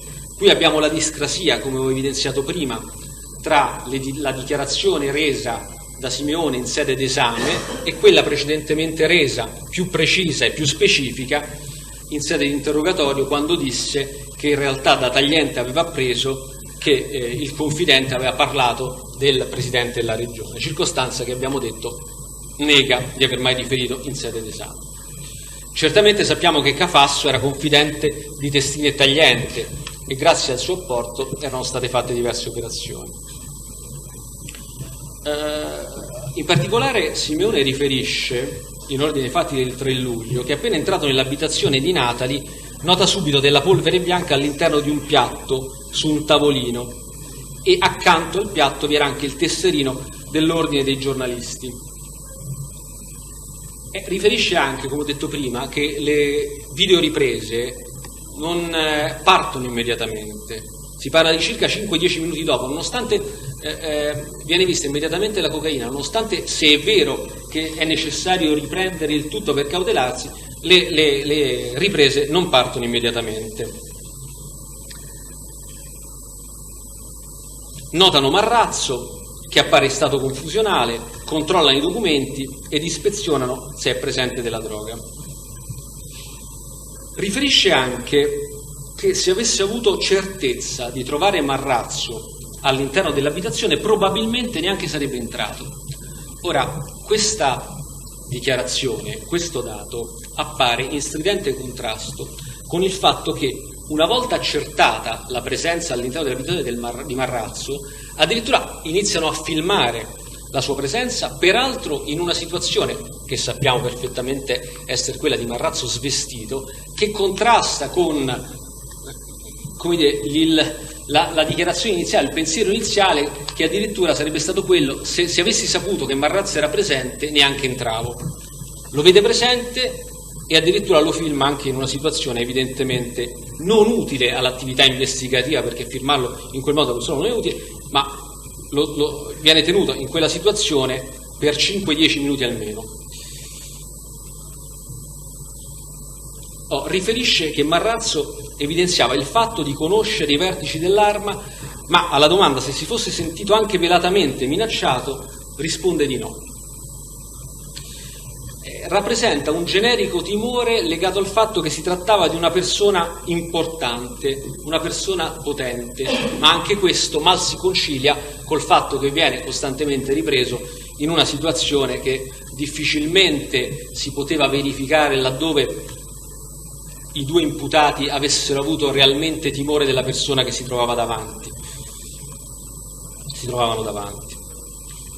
La dichiarazione successiva in ordine allo stupefacente, e qui diciamo vi è concordanza con quanto riferito dal tagliente, che lo stupefacente, pur trovato, non viene sequestrato ma buttato nel water, nonostante addirittura, qui lo riferisce in particolare Simeone, nonostante Marrazzo chieda di non farlo.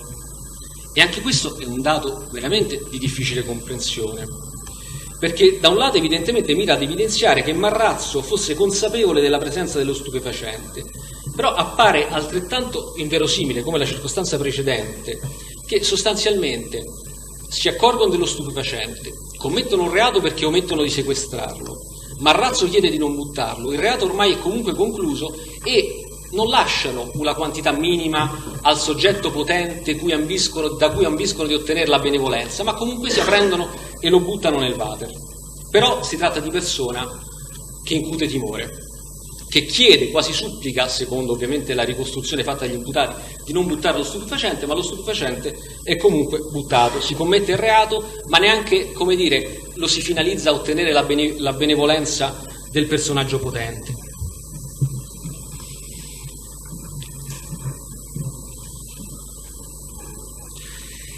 Ulteriore elemento che appare poco credibile, di cui parla Simeone, è il fatto che sostanzialmente Simeone si duole tanto del fatto che il video non è stato sequestrato nella versione integrale, perché dalla versione integrale si sarebbe potuto, come dire, comprendere appieno effettivamente come si erano svolti i fatti, d'accordo? E riferisce addirittura che è filmata anche la parte in cui lo stupefacente viene gettato nel water. Ora, questo è un dato che evidentemente contrasta con la finalità, con l'asserita finalità di cautela del video, perché in quel momento se così è andata, si sta filmando esattamente la commissione di un reato.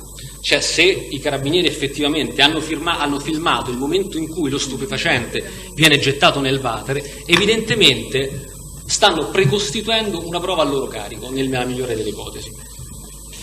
E non si capisce la ragione, se non ovviamente perché il filmato interpretando diversamente tutta l'attività realizzata. Del resto, nel momento in cui si decide di non procedere, nel momento in cui si decide che non deve essere lasciata traccia, quindi neanche con riferimento all'illecito di quell'articolo 75, perché è pacifico che parliamo di un quantitativo di sostanza stupefacente che certamente, a detta degli stessi imputati, non poteva in alcun modo integrare un illecito penale. Si decide di non procedere, ma si filma, si continua a filmare, e questa è evidentemente una circostanza che appare assolutamente incongrua. Non solo, ma il video rimane comunque all'interno del cellulare anche dopo che si allontanano dall'abitazione, pur avendo deciso di non procedere. Lo scopo cautelativo appare veramente inesistente e contraddittorio nel momento in cui si ha la detenzione, a quel punto la realizzazione e detenzione di un filmato che evidentemente altro non è che una prova a loro carico.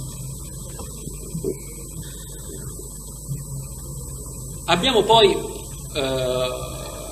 la circostanza, una delle circostanze più rilevanti, sulle quali ovviamente il pubblico ministero ha cercato di ottenere più spiegazioni possibili, e l'imputato ha reso dichiarazioni secondo la sua versione. Qui mi riferisco alla telefonata tra il Simeone e il Testini delle 14.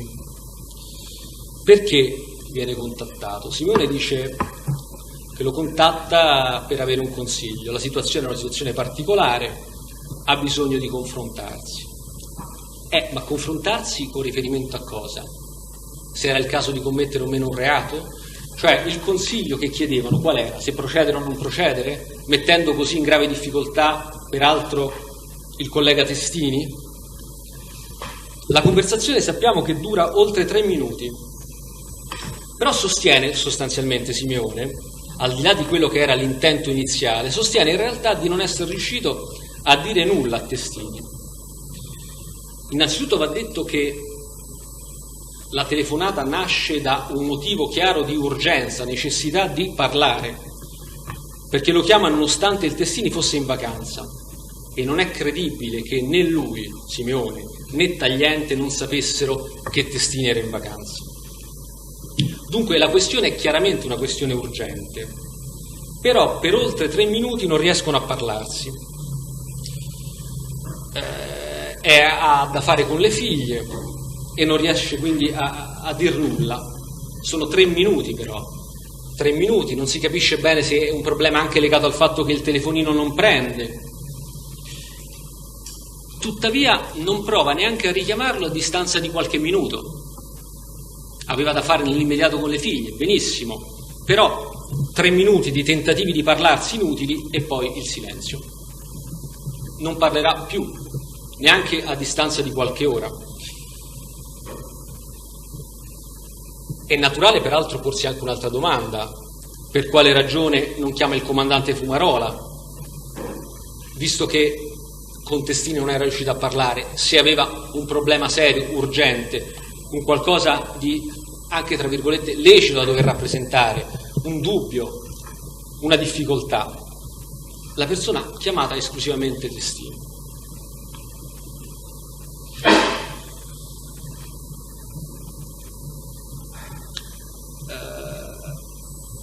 Peraltro nega invece una circostanza che nega che Tagliente abbia mai lasciato il proprio numero a Marrazzo, e anche su questo ci sono discordanze, le versioni evidentemente non coincidono su diversi punti, e questo, ribadisco, è la dimostrazione di come la ricostruzione dei fatti è una ricostruzione dei fatti evidentemente artefatta. E poi vi è un ulteriore elemento, quello che ho citato prima, cioè che, sempre riferito da Simeone in sede di esame, che usciti dalla casa di Natali si incontrano immediatamente con Cafasso. Riferiscono a Cafasso che c'era Marrazzo all'interno dell'abitazione, altro dato evidentemente strano, proprio confidente. Per quale ragione riferire un dato del genere? E così che il dato, e peraltro Cafasso cosa riferisce? Riferisce, sempre secondo le dichiarazioni di Simeone, che era stato contattato ripetutamente da Natali perché cercava dello stupefacente. Ora, a prescindere dal dato o meno che Cafasso lo stupefacente ovviamente non l'ha consegnato, però anche questo elemento è un elemento che consente evidentemente di ritenere che fossero perfettamente consapevoli che Cafasso fosse uno spacciatore. ma questo lo sappiamo anche alla luce di quelle che sono le dichiarazioni di diversi transessuali sentiti, e cioè che il Cafasso fosse notoriamente un soggetto che rifornisse i transessuali è dato assolutamente pacifico all'interno della comunità transessuale. Si vedano in particolare le dichiarazioni rese da Dos Santos Urindo Paloma e da Silva Alex Adriele, che riferiscono espressamente che Cafasso riforniva a tutti i transessuali della zona. E la prova che ne erano a conoscenza, avevano contatto con persone, sono Cafasso alla luce di quello che dice in quel momento, i soggetti transessuali che riferiscono che era un pusher della zona, soggetti transessuali con i quali avevano contatti i carabinieri, e la prova che evidentemente fossero a conoscenza del fatto che Cafasso spacciasse.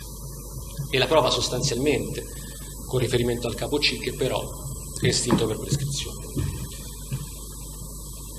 Sappiamo che a Cafasso vengono mostrati i brani del video appena girato, e anche questo, come ho già detto prima, è un dato particolarmente singolare, tenuto conto del contesto di quello che è stato filmato e del contenuto evidentemente estremamente pregiudizievole per loro che viene mostrato nel confidente.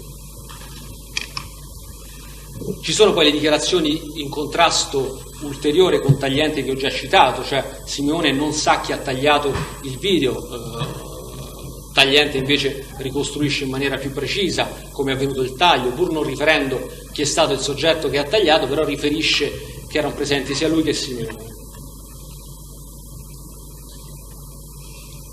Simeone poi riferisce che il video è stato custodito sul telefono e sul PC di Tagliente e che effettivamente dal momento in cui sono stati identificati iniziano a sorgere sospetti particolarmente pressanti, tant'è che decidono tutti assieme, dice Simeone, di eliminare il video e di dire a Tamburrino di eliminare anche la copia portata a Milano. Ormai temono veramente che di lì a poco, cosa che poi effettivamente succede, saranno investiti da un'indagine che poi porterà al loro fermo. L'esame di Tagliente evidentemente parte anche in questo caso dai fatti del 3 luglio.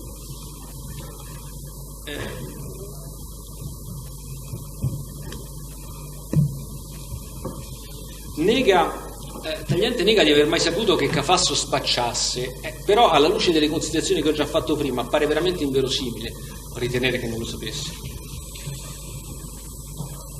Il 3 luglio viene effettivamente contattato da Cafasso perché è Tagliente che riceve la confidenza di Cafasso. Si parla di un festino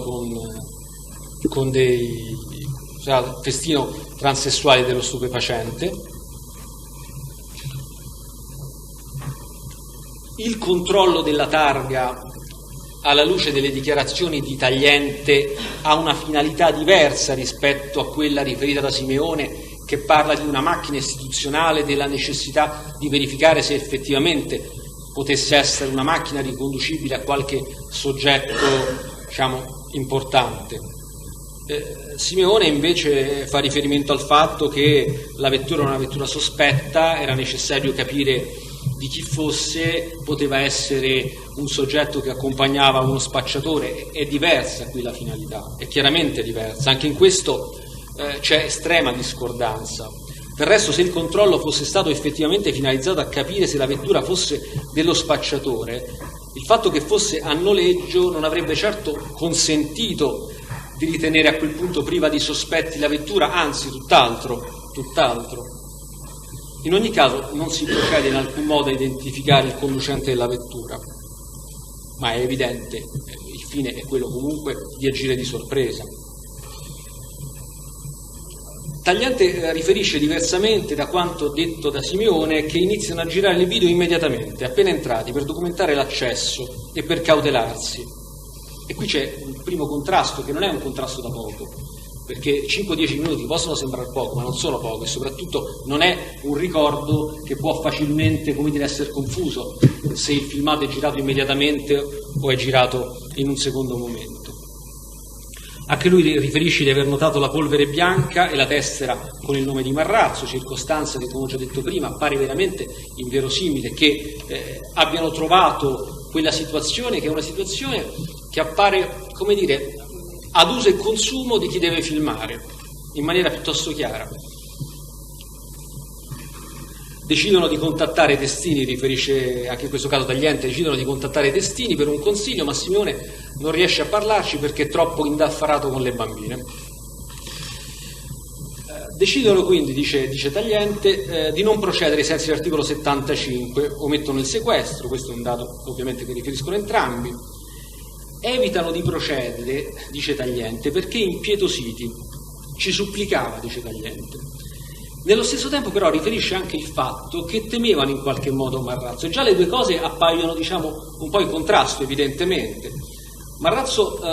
Temevano Marrazzo che potesse operare delle ritorsioni attraverso le sue conoscenze. Però poi, lo vedremo, sentito Testini riferisce che quando apprende della notizia di quello che era successo, nessuno dei due, cioè né Simeone né Tagliente, gli riferisce di essersi sentito minacciato o di aver subito minacce.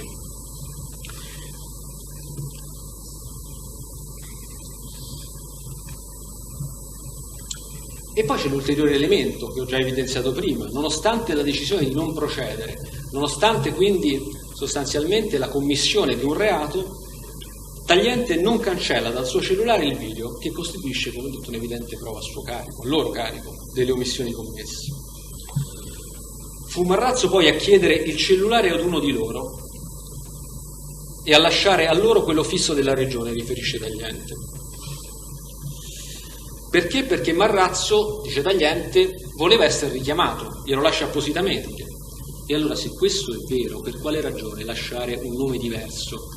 Cioè, se è vero che Marrazzo chiede o comunque gli rappresenta in modo sereno la possibilità di richiamarlo, viene però utilizzato un nome falso, peraltro utilizzando una scheda neanche facilmente riconducibile al Tagliente, e viene contattato il 6 lasciando Tagliente, effettua la chiamata, lasciando il nome Giorgio il Carabiniere. Alla domanda specifica sul perché lascia a Marrazzo non il proprio numero di cellulare personale, Tagliente sostanzialmente non sa dire per quale motivo lascia a Marrazzo quel numero, che utilizza peraltro abitualmente con i confidenti, ed è un numero, ripeto, non facilmente riconducibile a lui. Ed è lo stesso numero di cui, come ho detto prima, si disfa a distanza di pochi giorni, dopo che la telefonata del 6 luglio ovviamente non sortisce alcun effetto e Marrazzo non richiama. È evidente, non vuole lasciare traccia, assolutamente. Ulteriore elemento che va evidenziato e che emerge su domanda specifica del pubblico ministero è come mai si passa da un momento in cui, almeno a parole, il Marrazzo è considerato soggetto potente, soggetto da temere, a un momento in cui si decide con tranquillità di commercializzare il video senza preoccuparsi più del timore nei confronti di Marrazzo.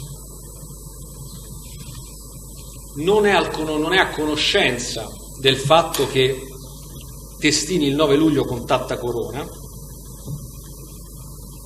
ma questo è un dato che in realtà evidenzia che cosa? Evidenzia come già tutto sostanzialmente era concordato in ordine al fatto che dovesse partire immediatamente l'attività di commercializzazione e non era necessario. Testini contatta Corona prima ancora che Tagliente facesse rientro dalle vacanze, ma perché era già concordato, perché comunque già era, come dire, concordato tra gli stessi che l'attività a quel punto dovesse essere quella di sviluppare più canali possibili per ottenere risultati in termini di possibile vendita del video.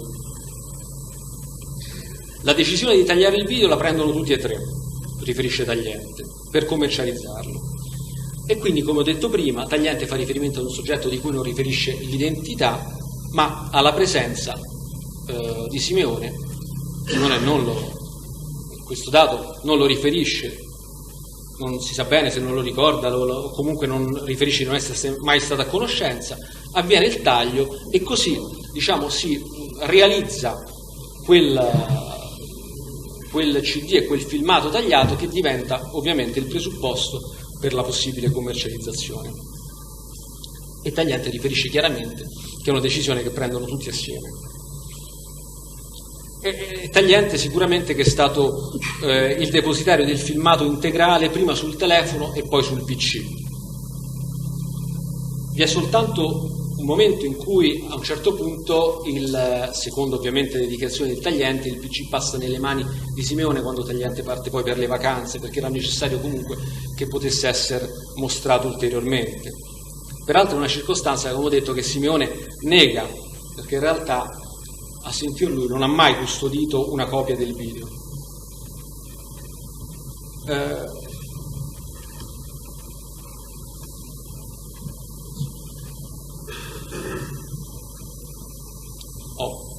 Ulteriore aspetto per quanto riguarda le dichiarazioni di Tagliente. Tagliente nega di aver mai saputo che Simeone avesse incaricato Tamburrino di portare il CD dalla Masi a Milano. Tuttavia però questo contrasta con alcuni aspetti che sono emersi a dibattimento, e in particolare con quanto riferito da Tamburrino e da Simeone. Tamburrino ricorda, in sede d'esame, che Simeone in più occasioni, quando dovevano essere prese decisioni in ordine alle offerte effettuate dall'agenzia Masi, riferiva sempre di doverne prima parlare con i suoi colleghi, che Tamburrino presume fossero Tagliente e Testini, visto che li aveva già incontrati quando era stato mostrato loro il video. Questo è un primo dato. Ovviamente Tamburrino non sa a chi si riferisce Simeone, ma questo è un primo dato. Inoltre aggiunge Tamburrino che Simeone parlava sempre, anche a nome di Testini e Tagliente, pagina 86 delle trascrizioni dell'esame di Simeone. Ma c'è di più. Simeone parla sempre al plurale, e questo emerge dall'esame, dalle trascrizioni, parla sempre al plurale quando spiega l'andamento della trattativa con l'agenzia Masi. Sono parole sue, era sempre tramite Tamburrino, questo è un virgolettato, era sempre tramite Tamburrino che cercavamo di capire se era una cosa fattibile o meno. È evidente che tutta l'attività di commercializzazione, compresa la parte che riguarda l'agenzia Masi, sia sempre stata presa, come dire, in condivisione e attraverso decisioni evidentemente collegiali. L'esame di Testini va evidenziato sotto alcuni aspetti. Innanzitutto conferma di conoscere Cafasso da diversi anni, era un suo confidente. Ricorda di aver chiamato intorno alle 10, parliamo della mattina del 9 luglio, quindi la mattina in cui poi si svolgono i fatti che sono oggetto, diciamo, delle contestazioni principali, ricorda di aver chiamato Tagliente intorno alle 10, soltanto per chiedergli l'esito di alcuni tabulati. Questa è la giustificazione che dà. Chiede dalle ferie l'esito di alcuni tabulati in relazione ad un'attività che veramente ha poco di urgente da quello che è emerso ascoltandolo. Questa è la spiegazione che dà. Della telefonata ricevuta da Simeone, quella intorno alle 14, durata circa 3 minuti, riferisce che non si dissero nulla, poiché stava dando da mangiare alle bambine. In particolare riferisce di aver sentito il Simeone che gli riferiva di volergli chiedere qualcosa, ma con le bambine non riusciva a dargli retta. Nonostante tutto la telefonata va avanti per 3 minuti, senza che il Simeone riesca a dire nulla. Peraltro, Testini precisa anche che disse, e questo è un altro virgolettato, pagina 9 delle trascrizioni, guarda, non è il momento, se non è urgente ci risentiamo prossimamente. Ma era urgente, ma noi sappiamo che era urgente. Guarda, non è il momento, se non è urgente ci risentiamo prossimamente. È possibile che Simeone non riesce a parlare in quel momento e non lo richiama? La questione allora non era urgente?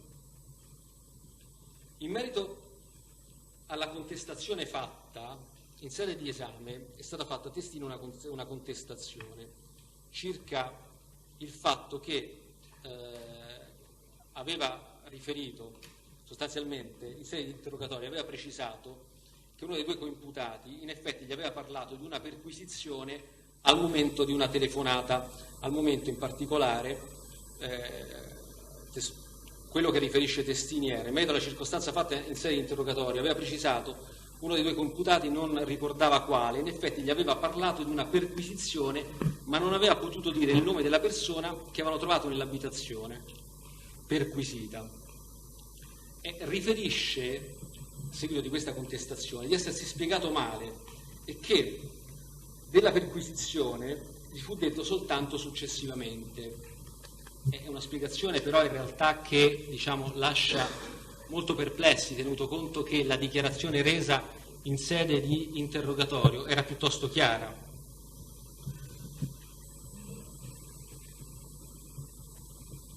Il fatto, le parole precise, è un virgolettato, oggetto della contestazione, sono: quando è accaduto il fatto ho ricevuto una telefonata da uno di loro.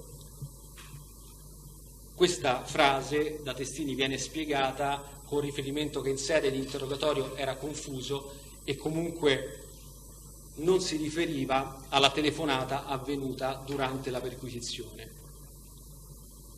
Ma la frase in sede di interrogatorio è piuttosto precisa: quando è accaduto il fatto ho ricevuto una telefonata di uno di loro. E sarebbe in quel contesto quindi che in sede di interrogatorio riferisce che si è parlato durante quella conversazione, quella dei 195 secondi, di una perquisizione a carico di una persona di cui non si vuol dire il nome. Questo contenuto di questa conversazione da Testini in sede di esame viene spostato ad una telefonata successiva. Per cui riferisce di aver appreso l'accaduto, quindi quanto avvenuto il 3 luglio, solo l'8 luglio, mentre Tagliente ha riferito che, seppur non nei dettagli, Testini venne informato telefonicamente prima dell'8 luglio. L'8 luglio al Testini, questo lo riferisce il Testini stesso, sto continuando a esaminare alcune parti del suo esame, riferisce l'8 luglio, secondo il Testini, l'8 luglio gli viene riferito che la droga non fu sequestrata per andare incontro a Marrazzo, che gli pregò di non procedere, e non per il timore delle asserite velate minacce della PO. Su domanda diretta aggiunge di non aver appreso dai due colleghi che erano stati intimiditi da Marrazzo. Si parlava al più di aiuti che avrebbero potuto ricevere in virtù delle amicizie. Nega di aver deciso assieme agli altri colleghi di commercializzare il video, seppe semplicemente delle due giornaliste al momento in cui Cafasso rappresentò la possibilità di commercializzare, ma sappiamo come si diede da fare per quanto riguarda già la fase iniziale del bed and breakfast. Ammette di aver chiamato il 9 luglio, ma semplicemente, come sappiamo, perché non credeva che Simeone fosse riuscito ad ottenere il numero di Corona.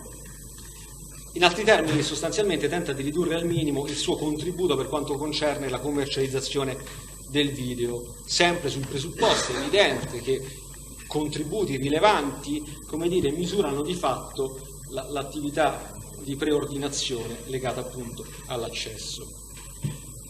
In altri termini, nega di aver mai preso decisioni in merito alla commercializzazione, al più ritiene di aver dato qualche contributo in occasioni sporadiche. Testini però sappiamo che è la persona che non prende parte all'accesso, quindi all'interno dell'abitazione.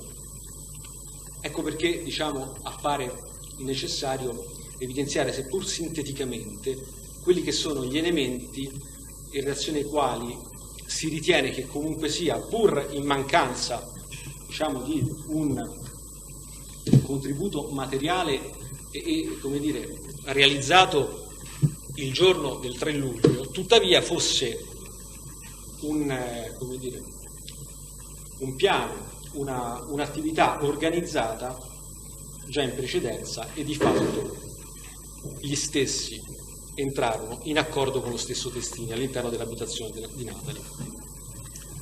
E in particolare evidenzio in maniera spot gli elementi importanti in ordine al quadro indiziario a carico del Testini.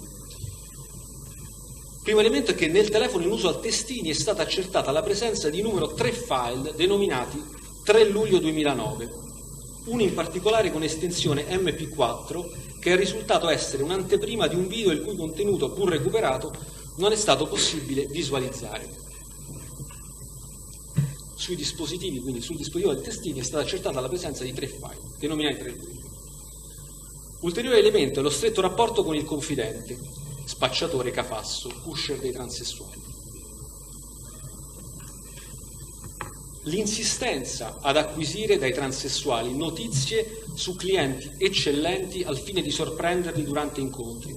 E qui mi riferisco alle dichiarazioni rese da Maurin e da Silva Alex Adriele, specifiche in ordine al fatto che non veniva chiesto loro soltanto l'indicazione relativa a possibili pusher spacciatori da arrestare, ma anche notizie su clienti eccellenti per poterli sorprendere, evidentemente a scopo ricattatorio. Ulteriore elemento, le dichiarazioni rese dal teste Fumarola, come ho citato prima, secondo cui Testini sapeva da tempo che Marrazzo frequentava transessuali della zona. Ulteriore elemento sono i tabulati che confermano il canale di comunicazione tra Cafasso, che apprendeva la notizia della probabile presenza di Marrazzo in virtù del ruolo di pusher, e il duo Testini Taglienti, in alcuni casi anche contatti con Simeone. La circostanza della consegna dei 3 assegni anziché soltanto 2, circostanza che, ribadisco, di cui Marrazzo ha parlato fin dal primo verbale reso e precedentemente al fermo, quando evidentemente al più poteva avere contezza di 2 soggetti indagati. Il ruolo poi assunto per commercializzare il video, non certo marginale, Testini presenti ad almeno 2 incontri organizzati per mostrare il video entrambi a casa di Simeone, nonché poi organizza la visione del video alle 2 giornaliste di Libero, più ovviamente tutto quanto quello evidenziato, le dichiarazioni sia di Tamburrino che di Simeone in ordine al fatto che l'attività di commercializzazione era comunque un'attività mai presa singolarmente da Simeone. E poi in ultimo, forse l'elemento più rilevante, è la telefonata di cui ho parlato intorno alle 14 che Simeone effettua a Testini e che dura oltre 3 minuti, 195 secondi, legate evidentemente all'accordo pregresso. Anche perché è evidente che la speranza era di trovare Marrazzo, ma certamente non avevano certezza di trovarlo. Anzi, una volta effettuato il riscontro sbagliato perché la macchina non è stata comunicata con i numeri corretti, la probabilità di trovare Marrazzo ovviamente era minore, la speranza c'era sicuramente. L'esame di Tamburrino è un esame sostanzialmente volto evidentemente ad un fine. Le dichiarazioni di Tamburrino sono sostanzialmente volte al fine di ridurre al minimo, da un lato, quello che può essere stato il proprio contributo causale e sostanzialmente escludere l'elemento soggettivo.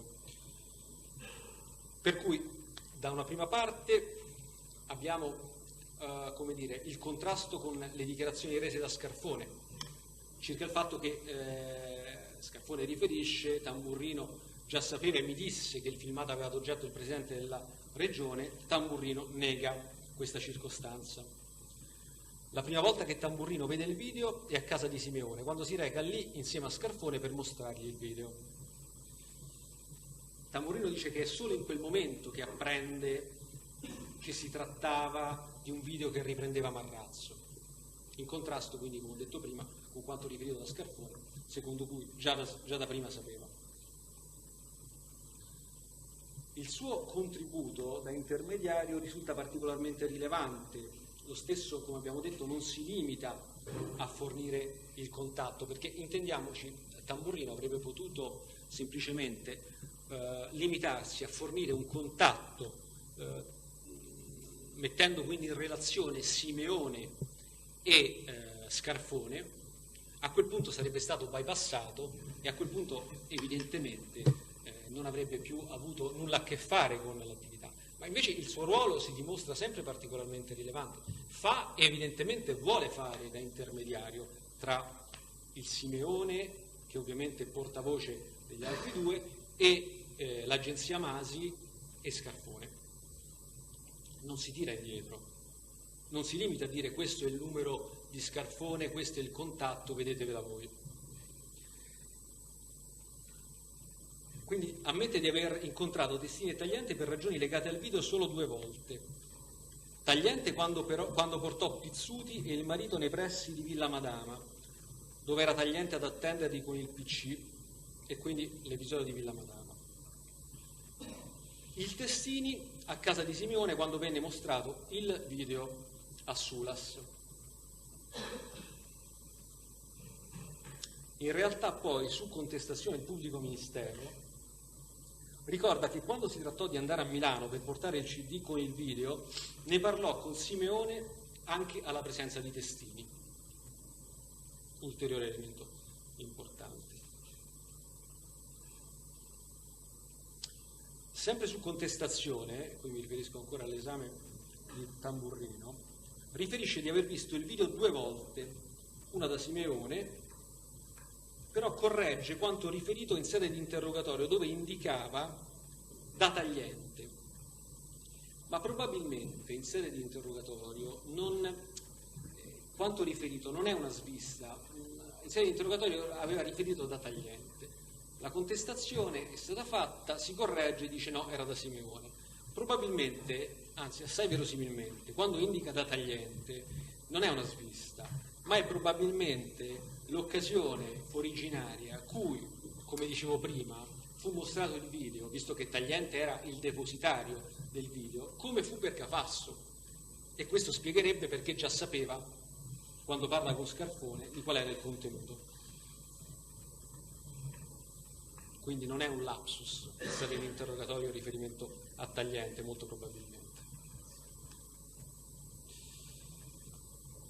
Conferma di aver fatto evidentemente da tramite, il dato è oggettivo sostanzialmente tra l'agenzia Masi e Scarfone da una parte e Simeone e gli altri dall'altra. È ovvio che la difesa di Tamburrino sostanzialmente, tenuto conto che a un certo punto appare evidente che lo stesso abbia potuto prendere contezza e visione del video, è sotto il profilo dell'elemento soggettivo sul fatto che la sua buona fede si baserebbe sul fatto che sarebbe stato rassicurato sulla liceità del filmato.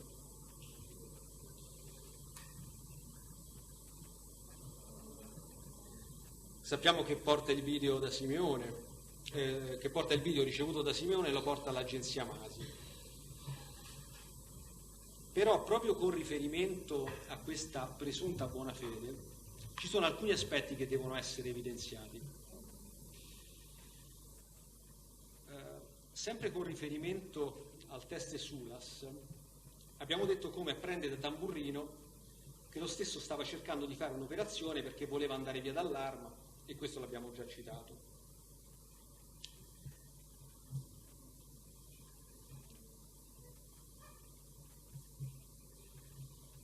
Sappiamo anche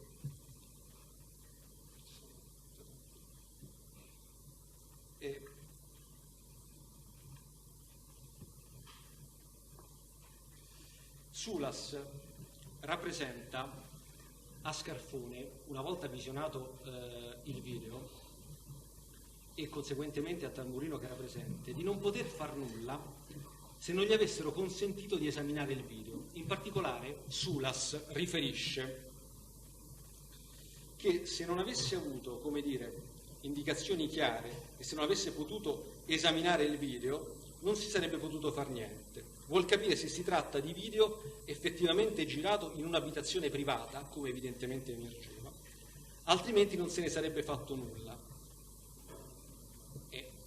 E di questo ne parla con Scarfone alla presenza di Tamburrino. Ora, Tamburrino ha visto il video. Sulas parla della necessità di comprendere ancor meglio se quella effettivamente è un'abitazione privata, altrimenti non se ne sarebbe fatto nulla.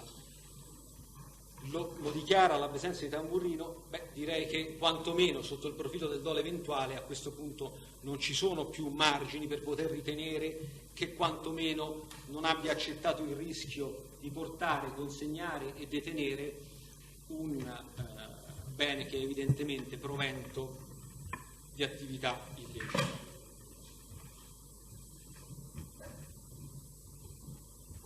Né si può trattare di mero incauto acquisto o mera mancanza di diligenza, insomma, di fronte a dichiarazioni del genere in cui evidentemente si evidenzia la possibilità, il pericolo che effettivamente sia un video girato all'interno di un'abitazione e per tale evidentemente illecito. Tamburrino prosegue nella sua attività di intermediazione, va avanti, tant'è che lo porta a Milano. Ovviamente la parte che riguarda i suoi eventuali introiti l'abbiamo già evidenziata. Si parla di circa 6-7 mila euro, come riferisce Scarfone, per la sua intermediazione, che peraltro avrebbe fatto fatturare al fratello. Questo dunque per quanto riguarda i fatti del 3 luglio. Non so se volete proseguo o volete... Lei ha necessità di una pausa, pubblico ministero? Un attimo bere un pochino d'acqua, 5 minuti. Beh, quello sicuramente, glielo consentiamo. Facciamo una pausa di 10 minuti e poi riprendiamo. Benissimo. Vabbè.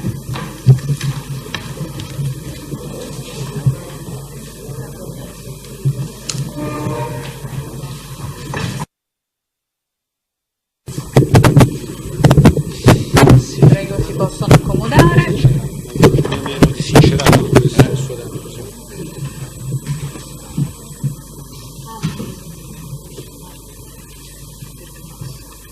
In sostituzione?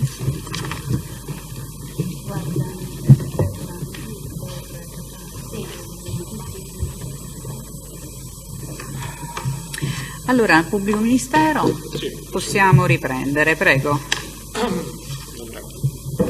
Adesso tratto l'episodio riferibile a Genco come persona offesa, per cui parliamo dei capi D, E ed F. Si tratta del soggetto arrestato perché trovato in possesso di cocaina all'interno della propria autovettura. In primo luogo, in merito a questi fatti, occorre fare riferimento alle dichiarazioni rese da Silvia Dos Santos Sidney, per intenderci Camilla, la quale riferisce che conosceva da tempo Destinée Tagliente e che in occasione di alcuni controlli lo avevano controllata più volte. Sostanzialmente era nato un rapporto quasi di amicizia, gli chiedeva ripetutamente Carlo Tagliente, gli chiedeva di fare nomi di spacciatori, lei non ne faceva, o in alcuni casi ha fatto nomi non corretti per evitare di diventare un infame. Le richieste provenivano da Tagliente, ma in alcuni casi era presente anche Testini, e quindi ritorna il discorso degli imputati come persone che contattano e compulsano i transessuali per ottenere informazioni. Riferisce peraltro di essere stata, e qui si allaccia all'episodio che ci riguarda, di essere stata arrestata insieme al compagno Genco pur non avendo mai occultato stupefacente, quindi dichiarandosi sostanzialmente non responsabile né lei né il compagno.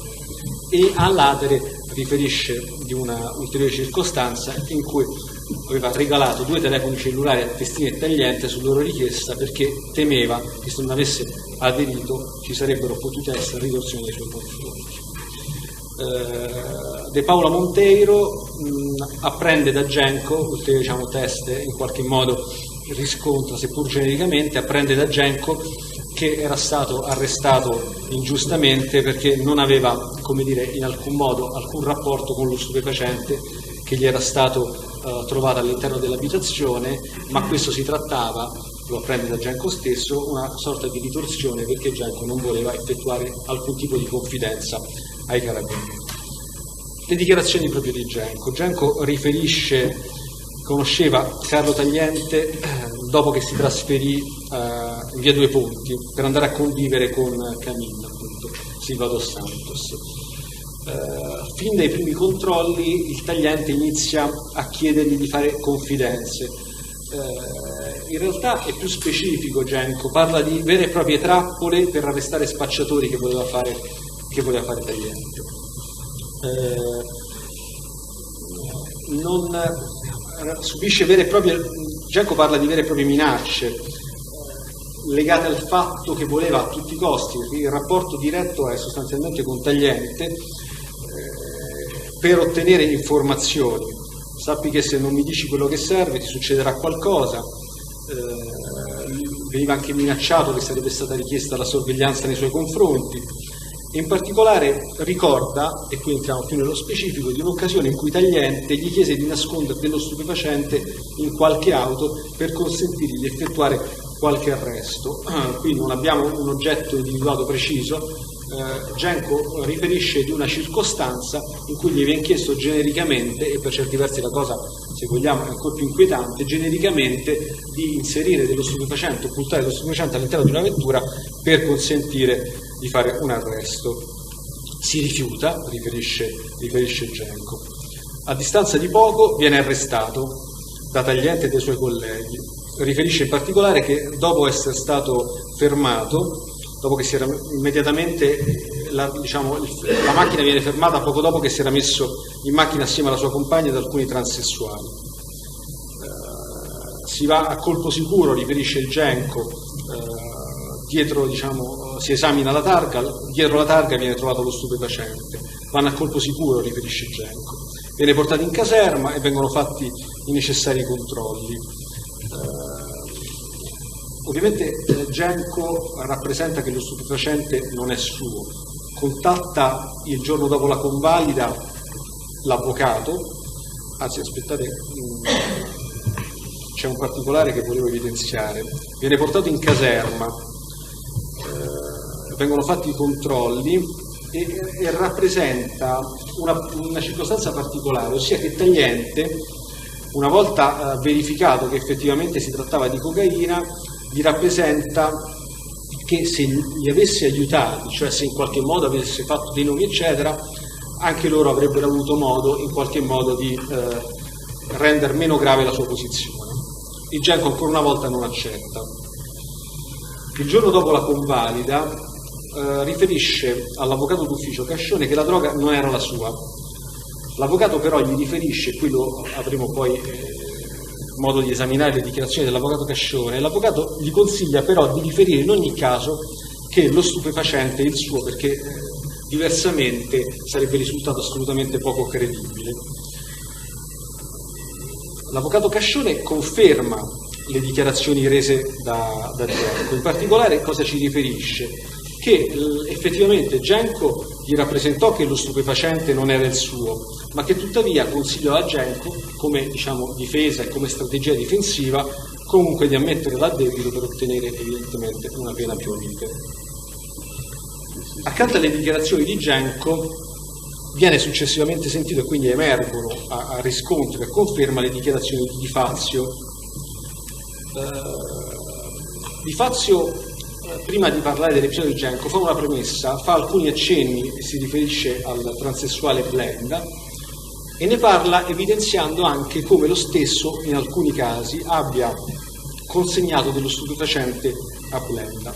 Questo è un dettaglio che ritengo utile da evidenziare perché da subito evidentemente rende la sua dichiarazione genuina, difficilmente avrebbe ammesso diversamente un fatto che evidentemente costituisce un fatto a suo carico.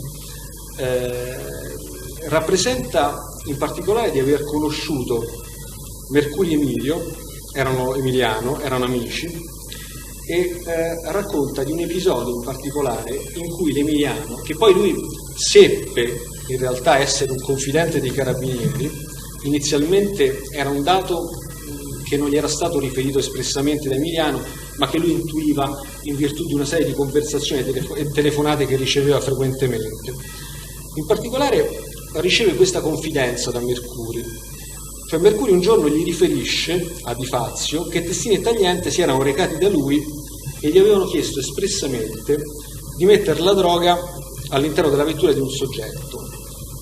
Ove non si fosse prestato a questo tipo di attività, lo avrebbero fatto in modo che lo stesso venisse arrestato, e fanno riferimento, dice il Mercuri, a un precedente, una pena definitiva ancora da scontare per un reato commesso in precedenza. Il Di Fazio, quando apprende questo dato, riferisce in serie di esami che cerca ovviamente di dissuadere il Mercuri e apparentemente ritiene anche di esservi riuscito.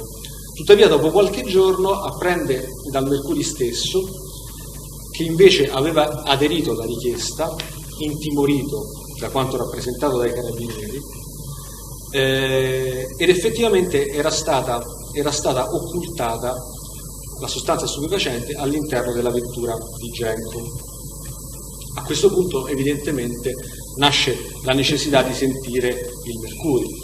Mercuri di fatto conferma pienamente le dichiarazioni rese dal Di Fazio. Rappresenta in particolare di aver aderito alla richiesta proprio per intimorito dalle minacce rappresentate dal Tagliente e dal Testini. Riferisce in particolare che in occasione di una notifica che gli doveva essere fatta, Testini, alla presenza di Tagliente, gli chiese informazioni utili per arrestare Genco. Quindi in questo caso l'indicazione è diretta nei confronti di un soggetto. Siccome il Mercuri non aveva alcuna informazione utile da riferire, gli propone di incastrarlo, ossia il Mercuri avrebbe dovuto provvedere ad occultare della cocaina nella macchina del Genco. Mercuri riferisce sostanzialmente che non ha avuto scelta, altrimenti lo avrebbero arrestato in virtù di un precedente ordine di cattura pendente, parla genericamente di questo. Non è, come dire, incredibile che abbia potuto ritenersi minacciato da questo, perché Genco comunque è una persona che, Mercuri all'epoca era una persona piuttosto giovane e soprattutto aveva un rapporto estremamente confidenziale, in particolare con Testini, in relazione al quale quindi possiamo dire che da un lato ovviamente non voleva evidentemente scontentare chi chiedeva, e in particolare quindi Testini e Tagliente, effettuava una richiesta del genere, tenuto conto che si trattava di soggetti con i quali aveva un rapporto particolare. E dall'altro lato appare difficile immaginare che, proprio in virtù del rapporto che sussisteva tra i due, cioè tra Tagliente, in particolare tra Mercuri, in particolare Testini e Tagliente, quindi questo rapporto di confidenza, possa aver deciso improvvisamente di calunniare i due carabinieri. Riferisce quindi che per provvedere alla richiesta effettuata dai carabinieri si rivolge ad un terzo soggetto e spunta il nome di Salustri, al quale si rivolge per effettuare quanto richiesto, indicandogli la macchina e provvedendo ad acquistare lo stupefacente. Sappiamo che Salustri il fatto lo nega, questo ovviamente dobbiamo dirlo subito. Tuttavia gli elementi che convergono sono elementi particolarmente rilevanti, perché da un lato Mercuri non solo accusa un soggetto, cioè Salustri, ma in primo luogo accusa anche se stesso, ovviamente, in relazione al quale all'episodio ovviamente concorre. Salustri nega, ma Salustri nega un episodio evidentemente che lo vede responsabile in prima persona. Quindi diciamo gli elementi, ovviamente sommando le dichiarazioni di Genco, il riscontro di Di Fazio e gli elementi forniti da Mercuri, che appare teste particolarmente attendibile alla luce di quanto detto, primo perché si autoaccusa, due perché aderisce a delle richieste da parte di carabinieri con i quali aveva un rapporto di estrema confidenza, in relazione al quale probabilmente riteneva, uno, da un lato di non essere mai scoperto, di essere tranquillo, dall'altro ovviamente non voleva scontentare soggetti con i quali aveva questo rapporto particolare, quindi difficile immaginare che a questo punto voglia calunniarli.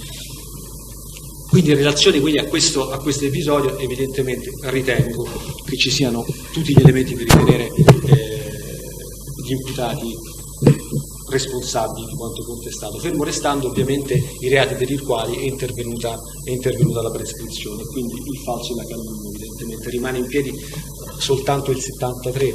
73 peraltro, e qui apro una parentesi, che ritengo non qualificabile come quinto comma per una ragione, perché da un lato qui evidentemente il discorso è legato a una condotta illecita particolarmente grave che prescinde dal dato meramente ponderale. Il quinto comma evidentemente perché possa essere ritenuto sussistente presuppone una valutazione di lievità e non gravità del fatto che non può essere ancorata esclusivamente al dato ponderale. In questo caso, se non erro, il quantitativo che viene occultato dietro la targa della macchina del Genco è di 6,2 grammi, eccetera, quindi un quantitativo certamente non particolarmente rilevante, ma sono le modalità del fatto, la condotta, le circostanze dell'azione, evidentemente lo stupefacente utilizzato per commettere un grave reato, il reato di calunnia, poi ovviamente collegato al falso, che certamente non consentono di ritenere la condotta,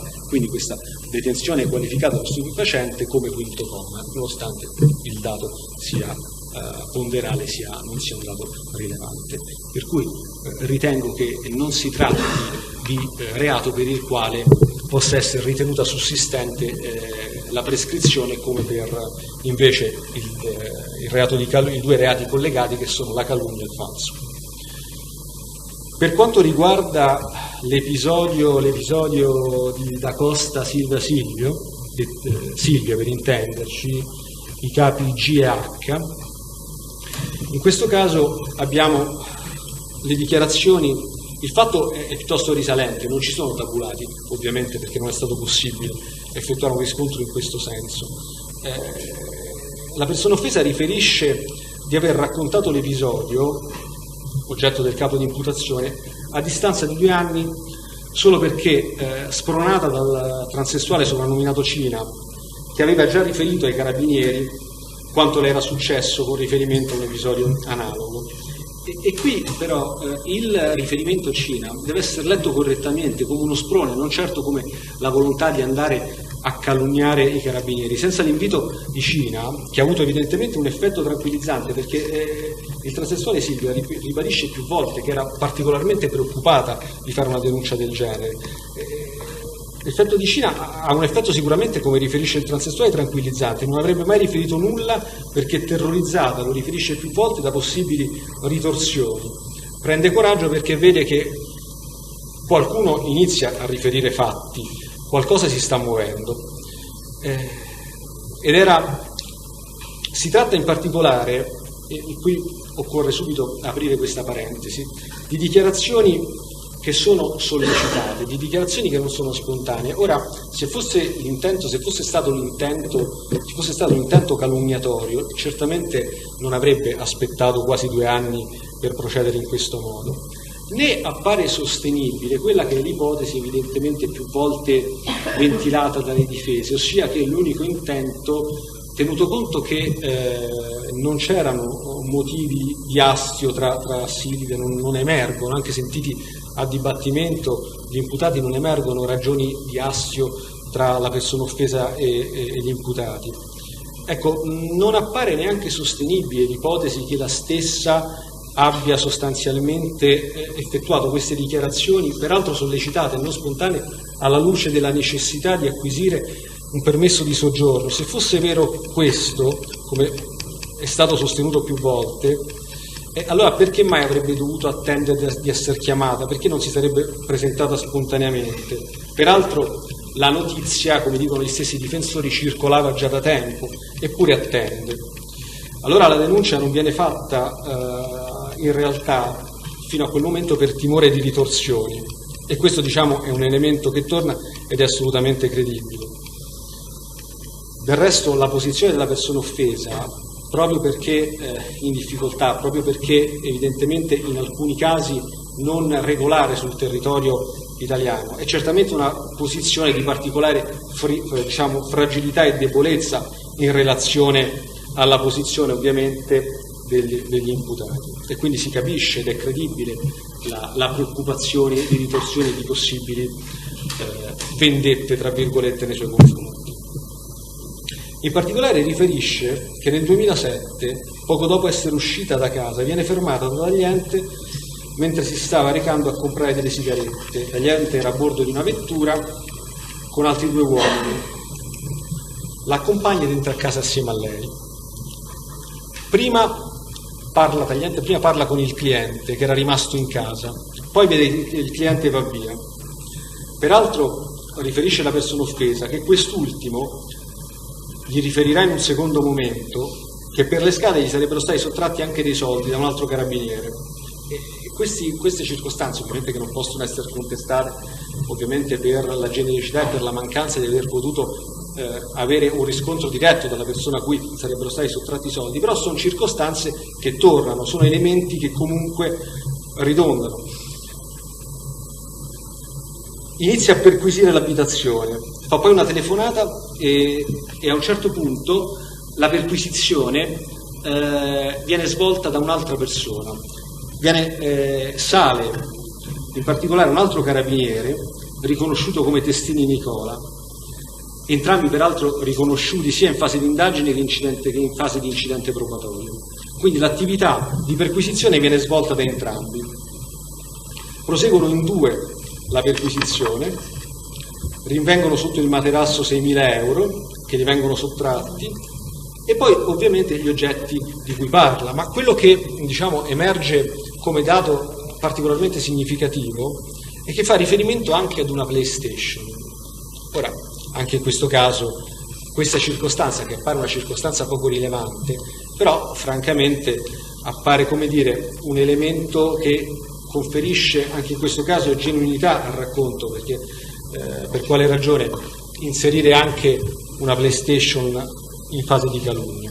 Il tutto sembra, come dire, ovviamente di tutto questo non rimane in alcun modo traccia, la perquisizione non risulta in alcun modo mai realizzata e in particolare le dichiarazioni che rende sono dichiarazioni che consentono certamente di qualificare il fatto evidentemente come una rapina. La situazione è tale per cui la stessa all'interno dell'abitazione gli viene detta di star zitta, di non fare nulla, è chiaramente intimorita, la situazione è una situazione in cui è chiaramente sottoposta ad uno stato di soggezione, a uno stato che certamente non le consente in alcun modo di intervenire a tutela dei propri beni. Ci sono poi delle dichiarazioni generiche di riscontro rese da Mendez, Cilina appunto, che abbiamo già citato, e le dichiarazioni di Paula Monteiro, che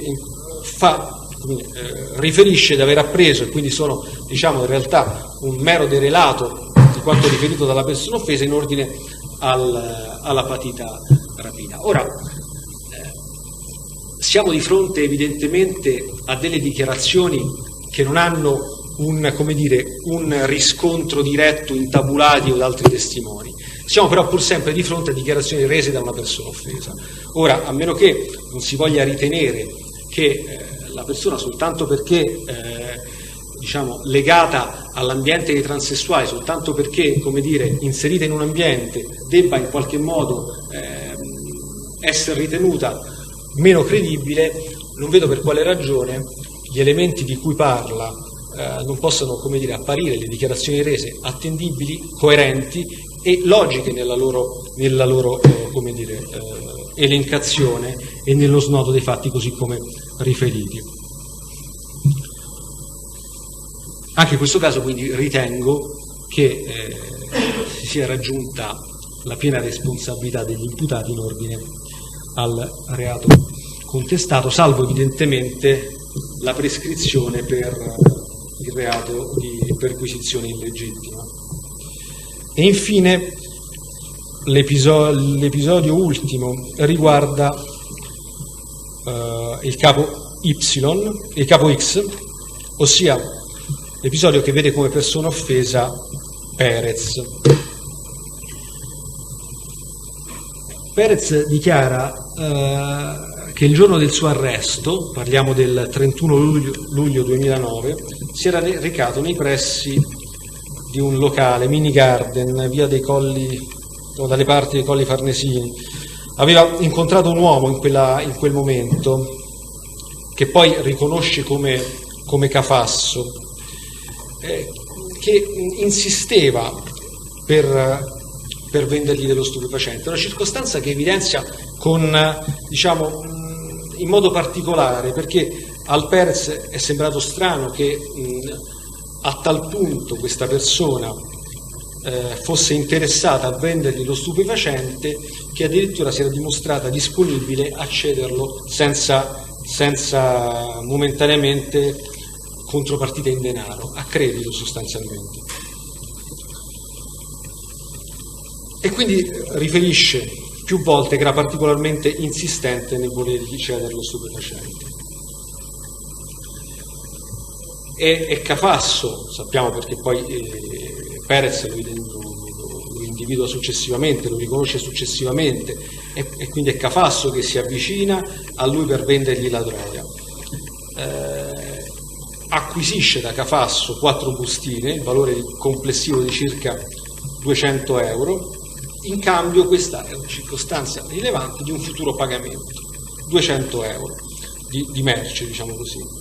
Dopo più di un'oretta circa, Cafasso ripassa nuovamente, saluta il Perez, e in questo caso, dice Perez, sembra quasi fosse una sorta di segnale. Entra all'interno del locale ed esce fuori. Tempo non più di 10 minuti, il Perez viene fermato e gli viene trovata la cocaina, che era stata poco prima ceduta dal Cafasso, e tenta di indicare, di fare riferimento chi fosse lo spacciatore, ma è un dato che non viene preso in alcuna considerazione.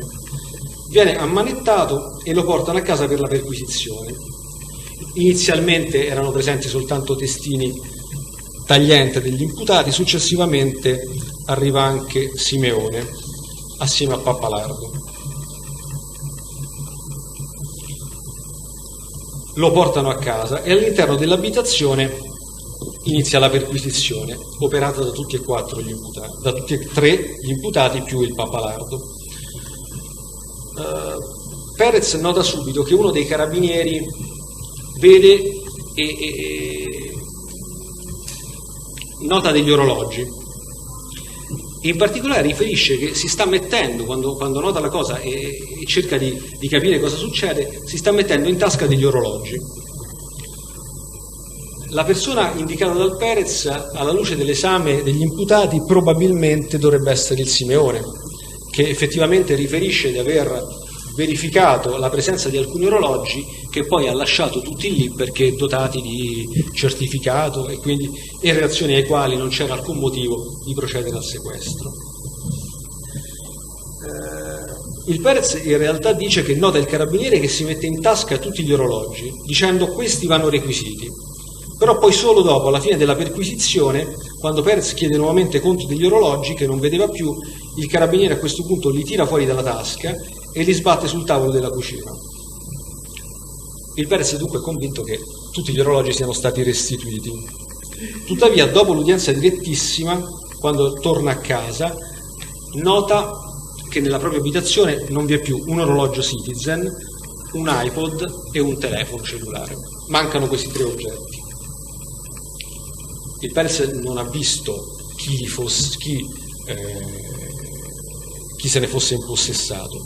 Nota però la mancanza e nota questo dettaglio di cui riferisce in precedenza. A questo punto telefona immediatamente al proprio difensore per riferire l'accaduto e il difensore evidentemente dà credito a quanto riferito il Perez, tant'è che chiama la stazione dei carabinieri per capire cosa fosse successo, ma non ottiene alcuna informazione.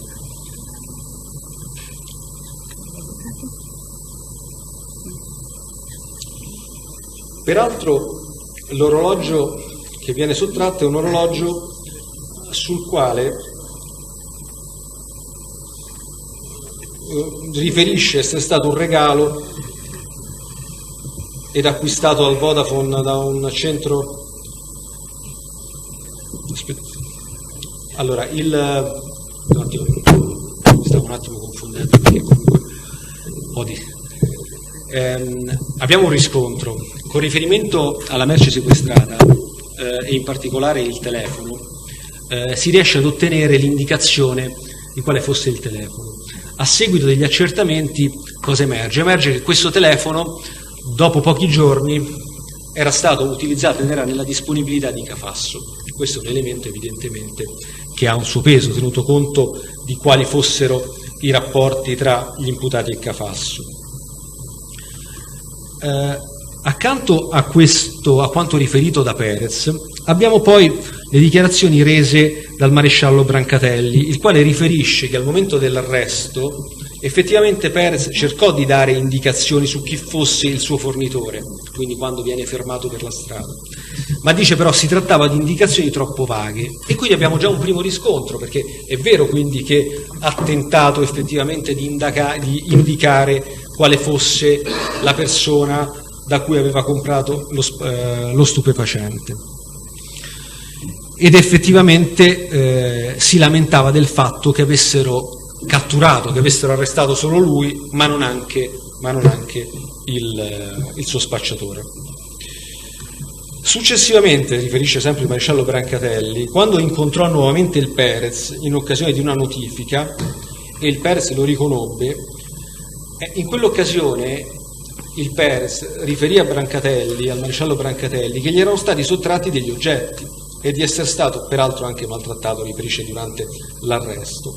E Perez quindi ritorna sull'argomento, riferisce al maresciallo Brancatelli ancora una volta, come aveva fatto al proprio difensore, che dei beni erano stati sottratti.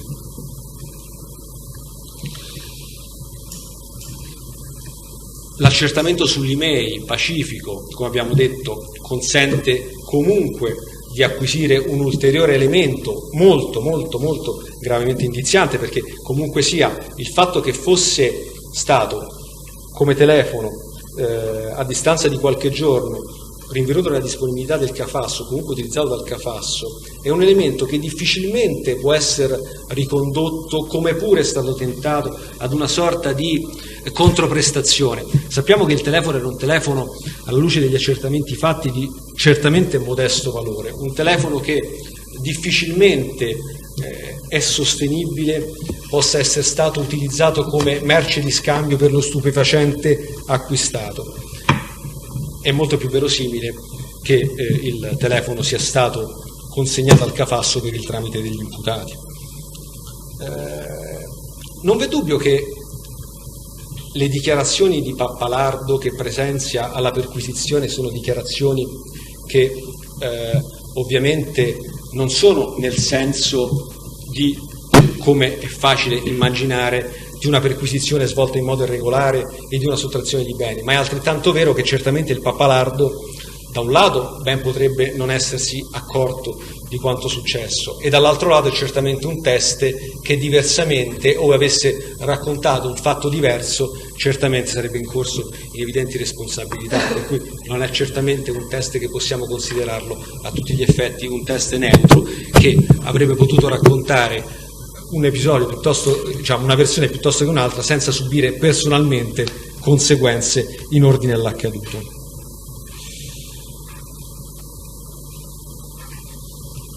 Ritengo pertanto che anche in relazione ai fatti di cui al capo X ci siano elementi che consentano di ritenere provata la responsabilità per gli imputati in riferimento al reato di rapina. Per cui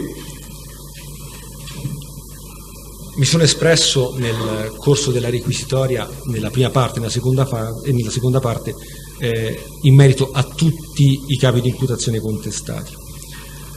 Se volete ricapitolo un attimo sì. la situazione, prima di giungere ovviamente alle conclusioni. Allora, per quanto riguarda ricapitola sotto il profilo delle conclusioni, oppure vuole argomentare qualcos'altro? No, solo le conclusioni? Sì, diciamo stringatamente le ragioni per cui sì. Ecco, allora mettiamo a verbale che le conclusioni sono nel senso indicato nella trascrizione che si allegherà poi al presente verbale, perché altrimenti diventa estremamente complicato riuscire a scrivere tutto. Prego, perché ricapitola quindi con riferimento anche ai reati di cui ha parlato la volta scorsa. Bene. Allora, con riferimento al capo A, ritengo non siano emersi elementi in alcun modo per ritenere che gli stessi abbiano in qualche modo preso parte o abbiano organizzato effettivamente un'attività che possa in qualche modo inquadrarsi in un'associazione finalizzata alla perpetrazione di reati quali in particolare rapine, così come non è emerso nessun elemento tale da poter considerare che gli stessi abbiano dato vita ad una organizzazione volta al traffico degli stupefacenti. Quindi, in reazione al capo A, non posso che chiedere l'assoluzione perché il fatto non sussiste. Per quanto riguarda il capo B, anche in questo caso ritengo che, al di là di elementi che non superano, come dire, il mero valore indiziario, non sia quindi emerso nulla che possa ritenere effettivamente che gli stessi, gli imputati, abbiano di fatto favorito o addirittura concorso nell'attività di cessione di stupefacenti operata dal Cafasso. Quindi anche in relazione al capo B chiedo l'assoluzione perché il fatto non sussiste. Con riferimento al capo C, diversamente, pur chiedendo l'assoluzione, ritengo, alla luce di quanto evidenziato nel corso della requisitoria, che elementi ve ne sono stati e ce ne sono perché si possa ritenere che gli imputati fossero a conoscenza dell'attività di spaccio operata dal Cafasso. Tuttavia ritengo evidentemente di dover chiedere l'assoluzione perché il reato risulta estinto per prescrizione. Per il capo D ritengo che sia stata pienamente provata la responsabilità e quindi chiedo condanna, quantifico poi successivamente. Per il capo E, che si tratta, ecco, per il capo E si tratta ovviamente della vicenda Genco e qui siamo, il capo E è il falso. Ovviamente chiedo assoluzione per prescrizione, ritenendo, alla luce di quello che ho già evidenziato, che il fatto è provato. Anche capo F e G, assoluzione per prescrizione.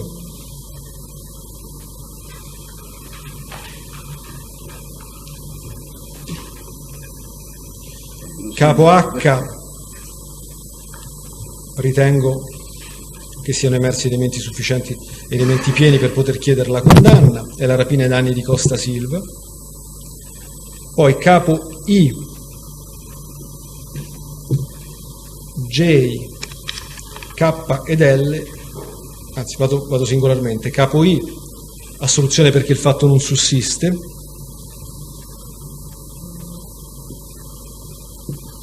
Capo J, assoluzione perché il capo non sussiste.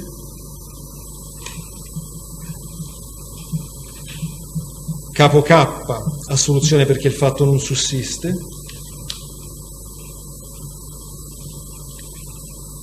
Capo L, invece assoluzione perché per prescrizione. Cercando di riprendere così. Allora, mentre per i capi M ed N, e quindi la concussione ai danni di Marrazzo e la rapina ai danni di Marrazzo e di Vidal Silva, ritengo che siano emersi elementi pieni, quindi pienamente provata la responsabilità penale degli imputati, quindi chiedo la condanna. Per il capo O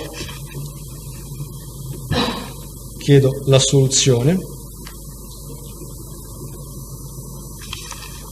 per prescrizione, si tratta del 615 bis che ritengo provato salvo il fatto che è prescritto. Capi P e Q, assoluzione perché il fatto non sussiste. Come ho detto prima, il 73 è contestato agli imputati con riferimento alla condotta di detenzione momentanea, perché non è alcun modo provato che siano gli stessi a introdurlo, ad averlo introdotto e poi averlo gettato immediatamente nel water, non ritengo possa configurare effettivamente una vera e propria detenzione illecita sufficiente per poter contestare il 73, quindi fatto non sussiste per il capo, abbiamo detto capo P, capo Q pure assoluzione perché il fatto non sussiste. Si tratta del favoreggiamento nei confronti di Semprerbene che non ritengo in alcun modo provato. Capo S, è la contestazione a Vidal Silva, per il quale già ho accennato nella precedente udienza, per cui chiedo l'assoluzione previa per prescrizione previa riqualificazione del fatto in quinto comma, capo S, capo T, la ricettazione a carico di Tamburrino, ritengo che sia stata provata la responsabilità dell'imputato, per cui chiedo la condanna. Capo U, assoluzione per prescrizione. Si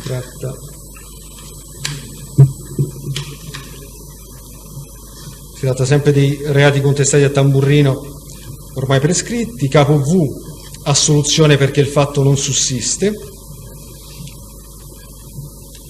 ed è la rapina contestata al tagliente ai danni di Gomez dos Santos Alexandre, di cui ho già riferito, e ritengo che non ci siano elementi per poter ritenere provato il fatto e la responsabilità dell'imputato. Capo W, assoluzione perché il fatto non sussiste, la rapina ai danni di Gomez dos Santos, Raquel per intenderci. Anche in questo caso, ne ho parlato la volta precedente, ritengo che non ci siano elementi sufficienti per poter ritenere provata la responsabilità degli imputati. Capo X, ritengo che sia provata la responsabilità degli imputati, la rapina ai danni di Perez. E infine capi Y e Z. Capo Y, assoluzione per prescrizione ritenuta, e questo è contestato a Testini, ritenuta insussistente l'aggravante alla luce di quanto dichiarato da Arcudi, e previa riqualificazione in quinto comma, quindi assoluzione per prescrizione. E poi capo Z, assoluzione perché il fatto non sussiste.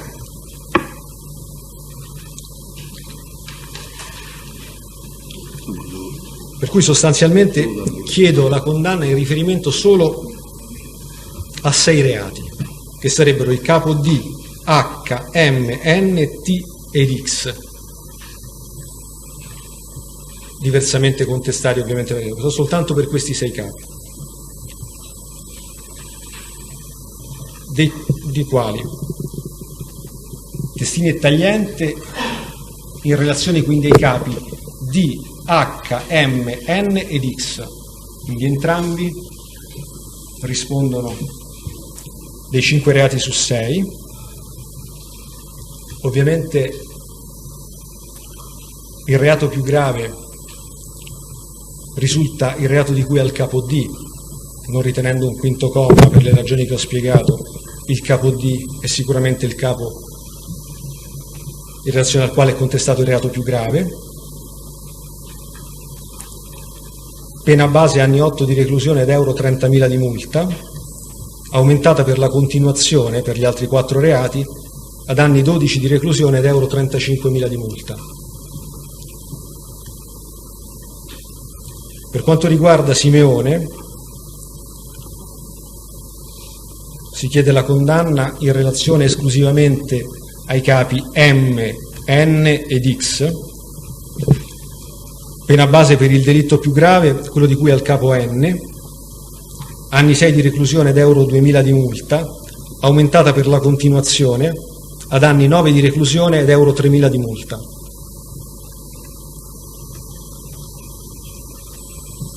Condanna si chiede poi la sentenza di condanna per Tamburrino in relazione al solo capo T, alla pena di anni 4 di reclusione ed euro 6.000 di multa.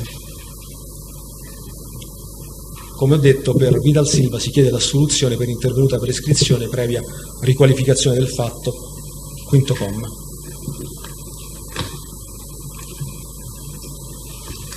Bene. Allora, adesso possiamo iniziare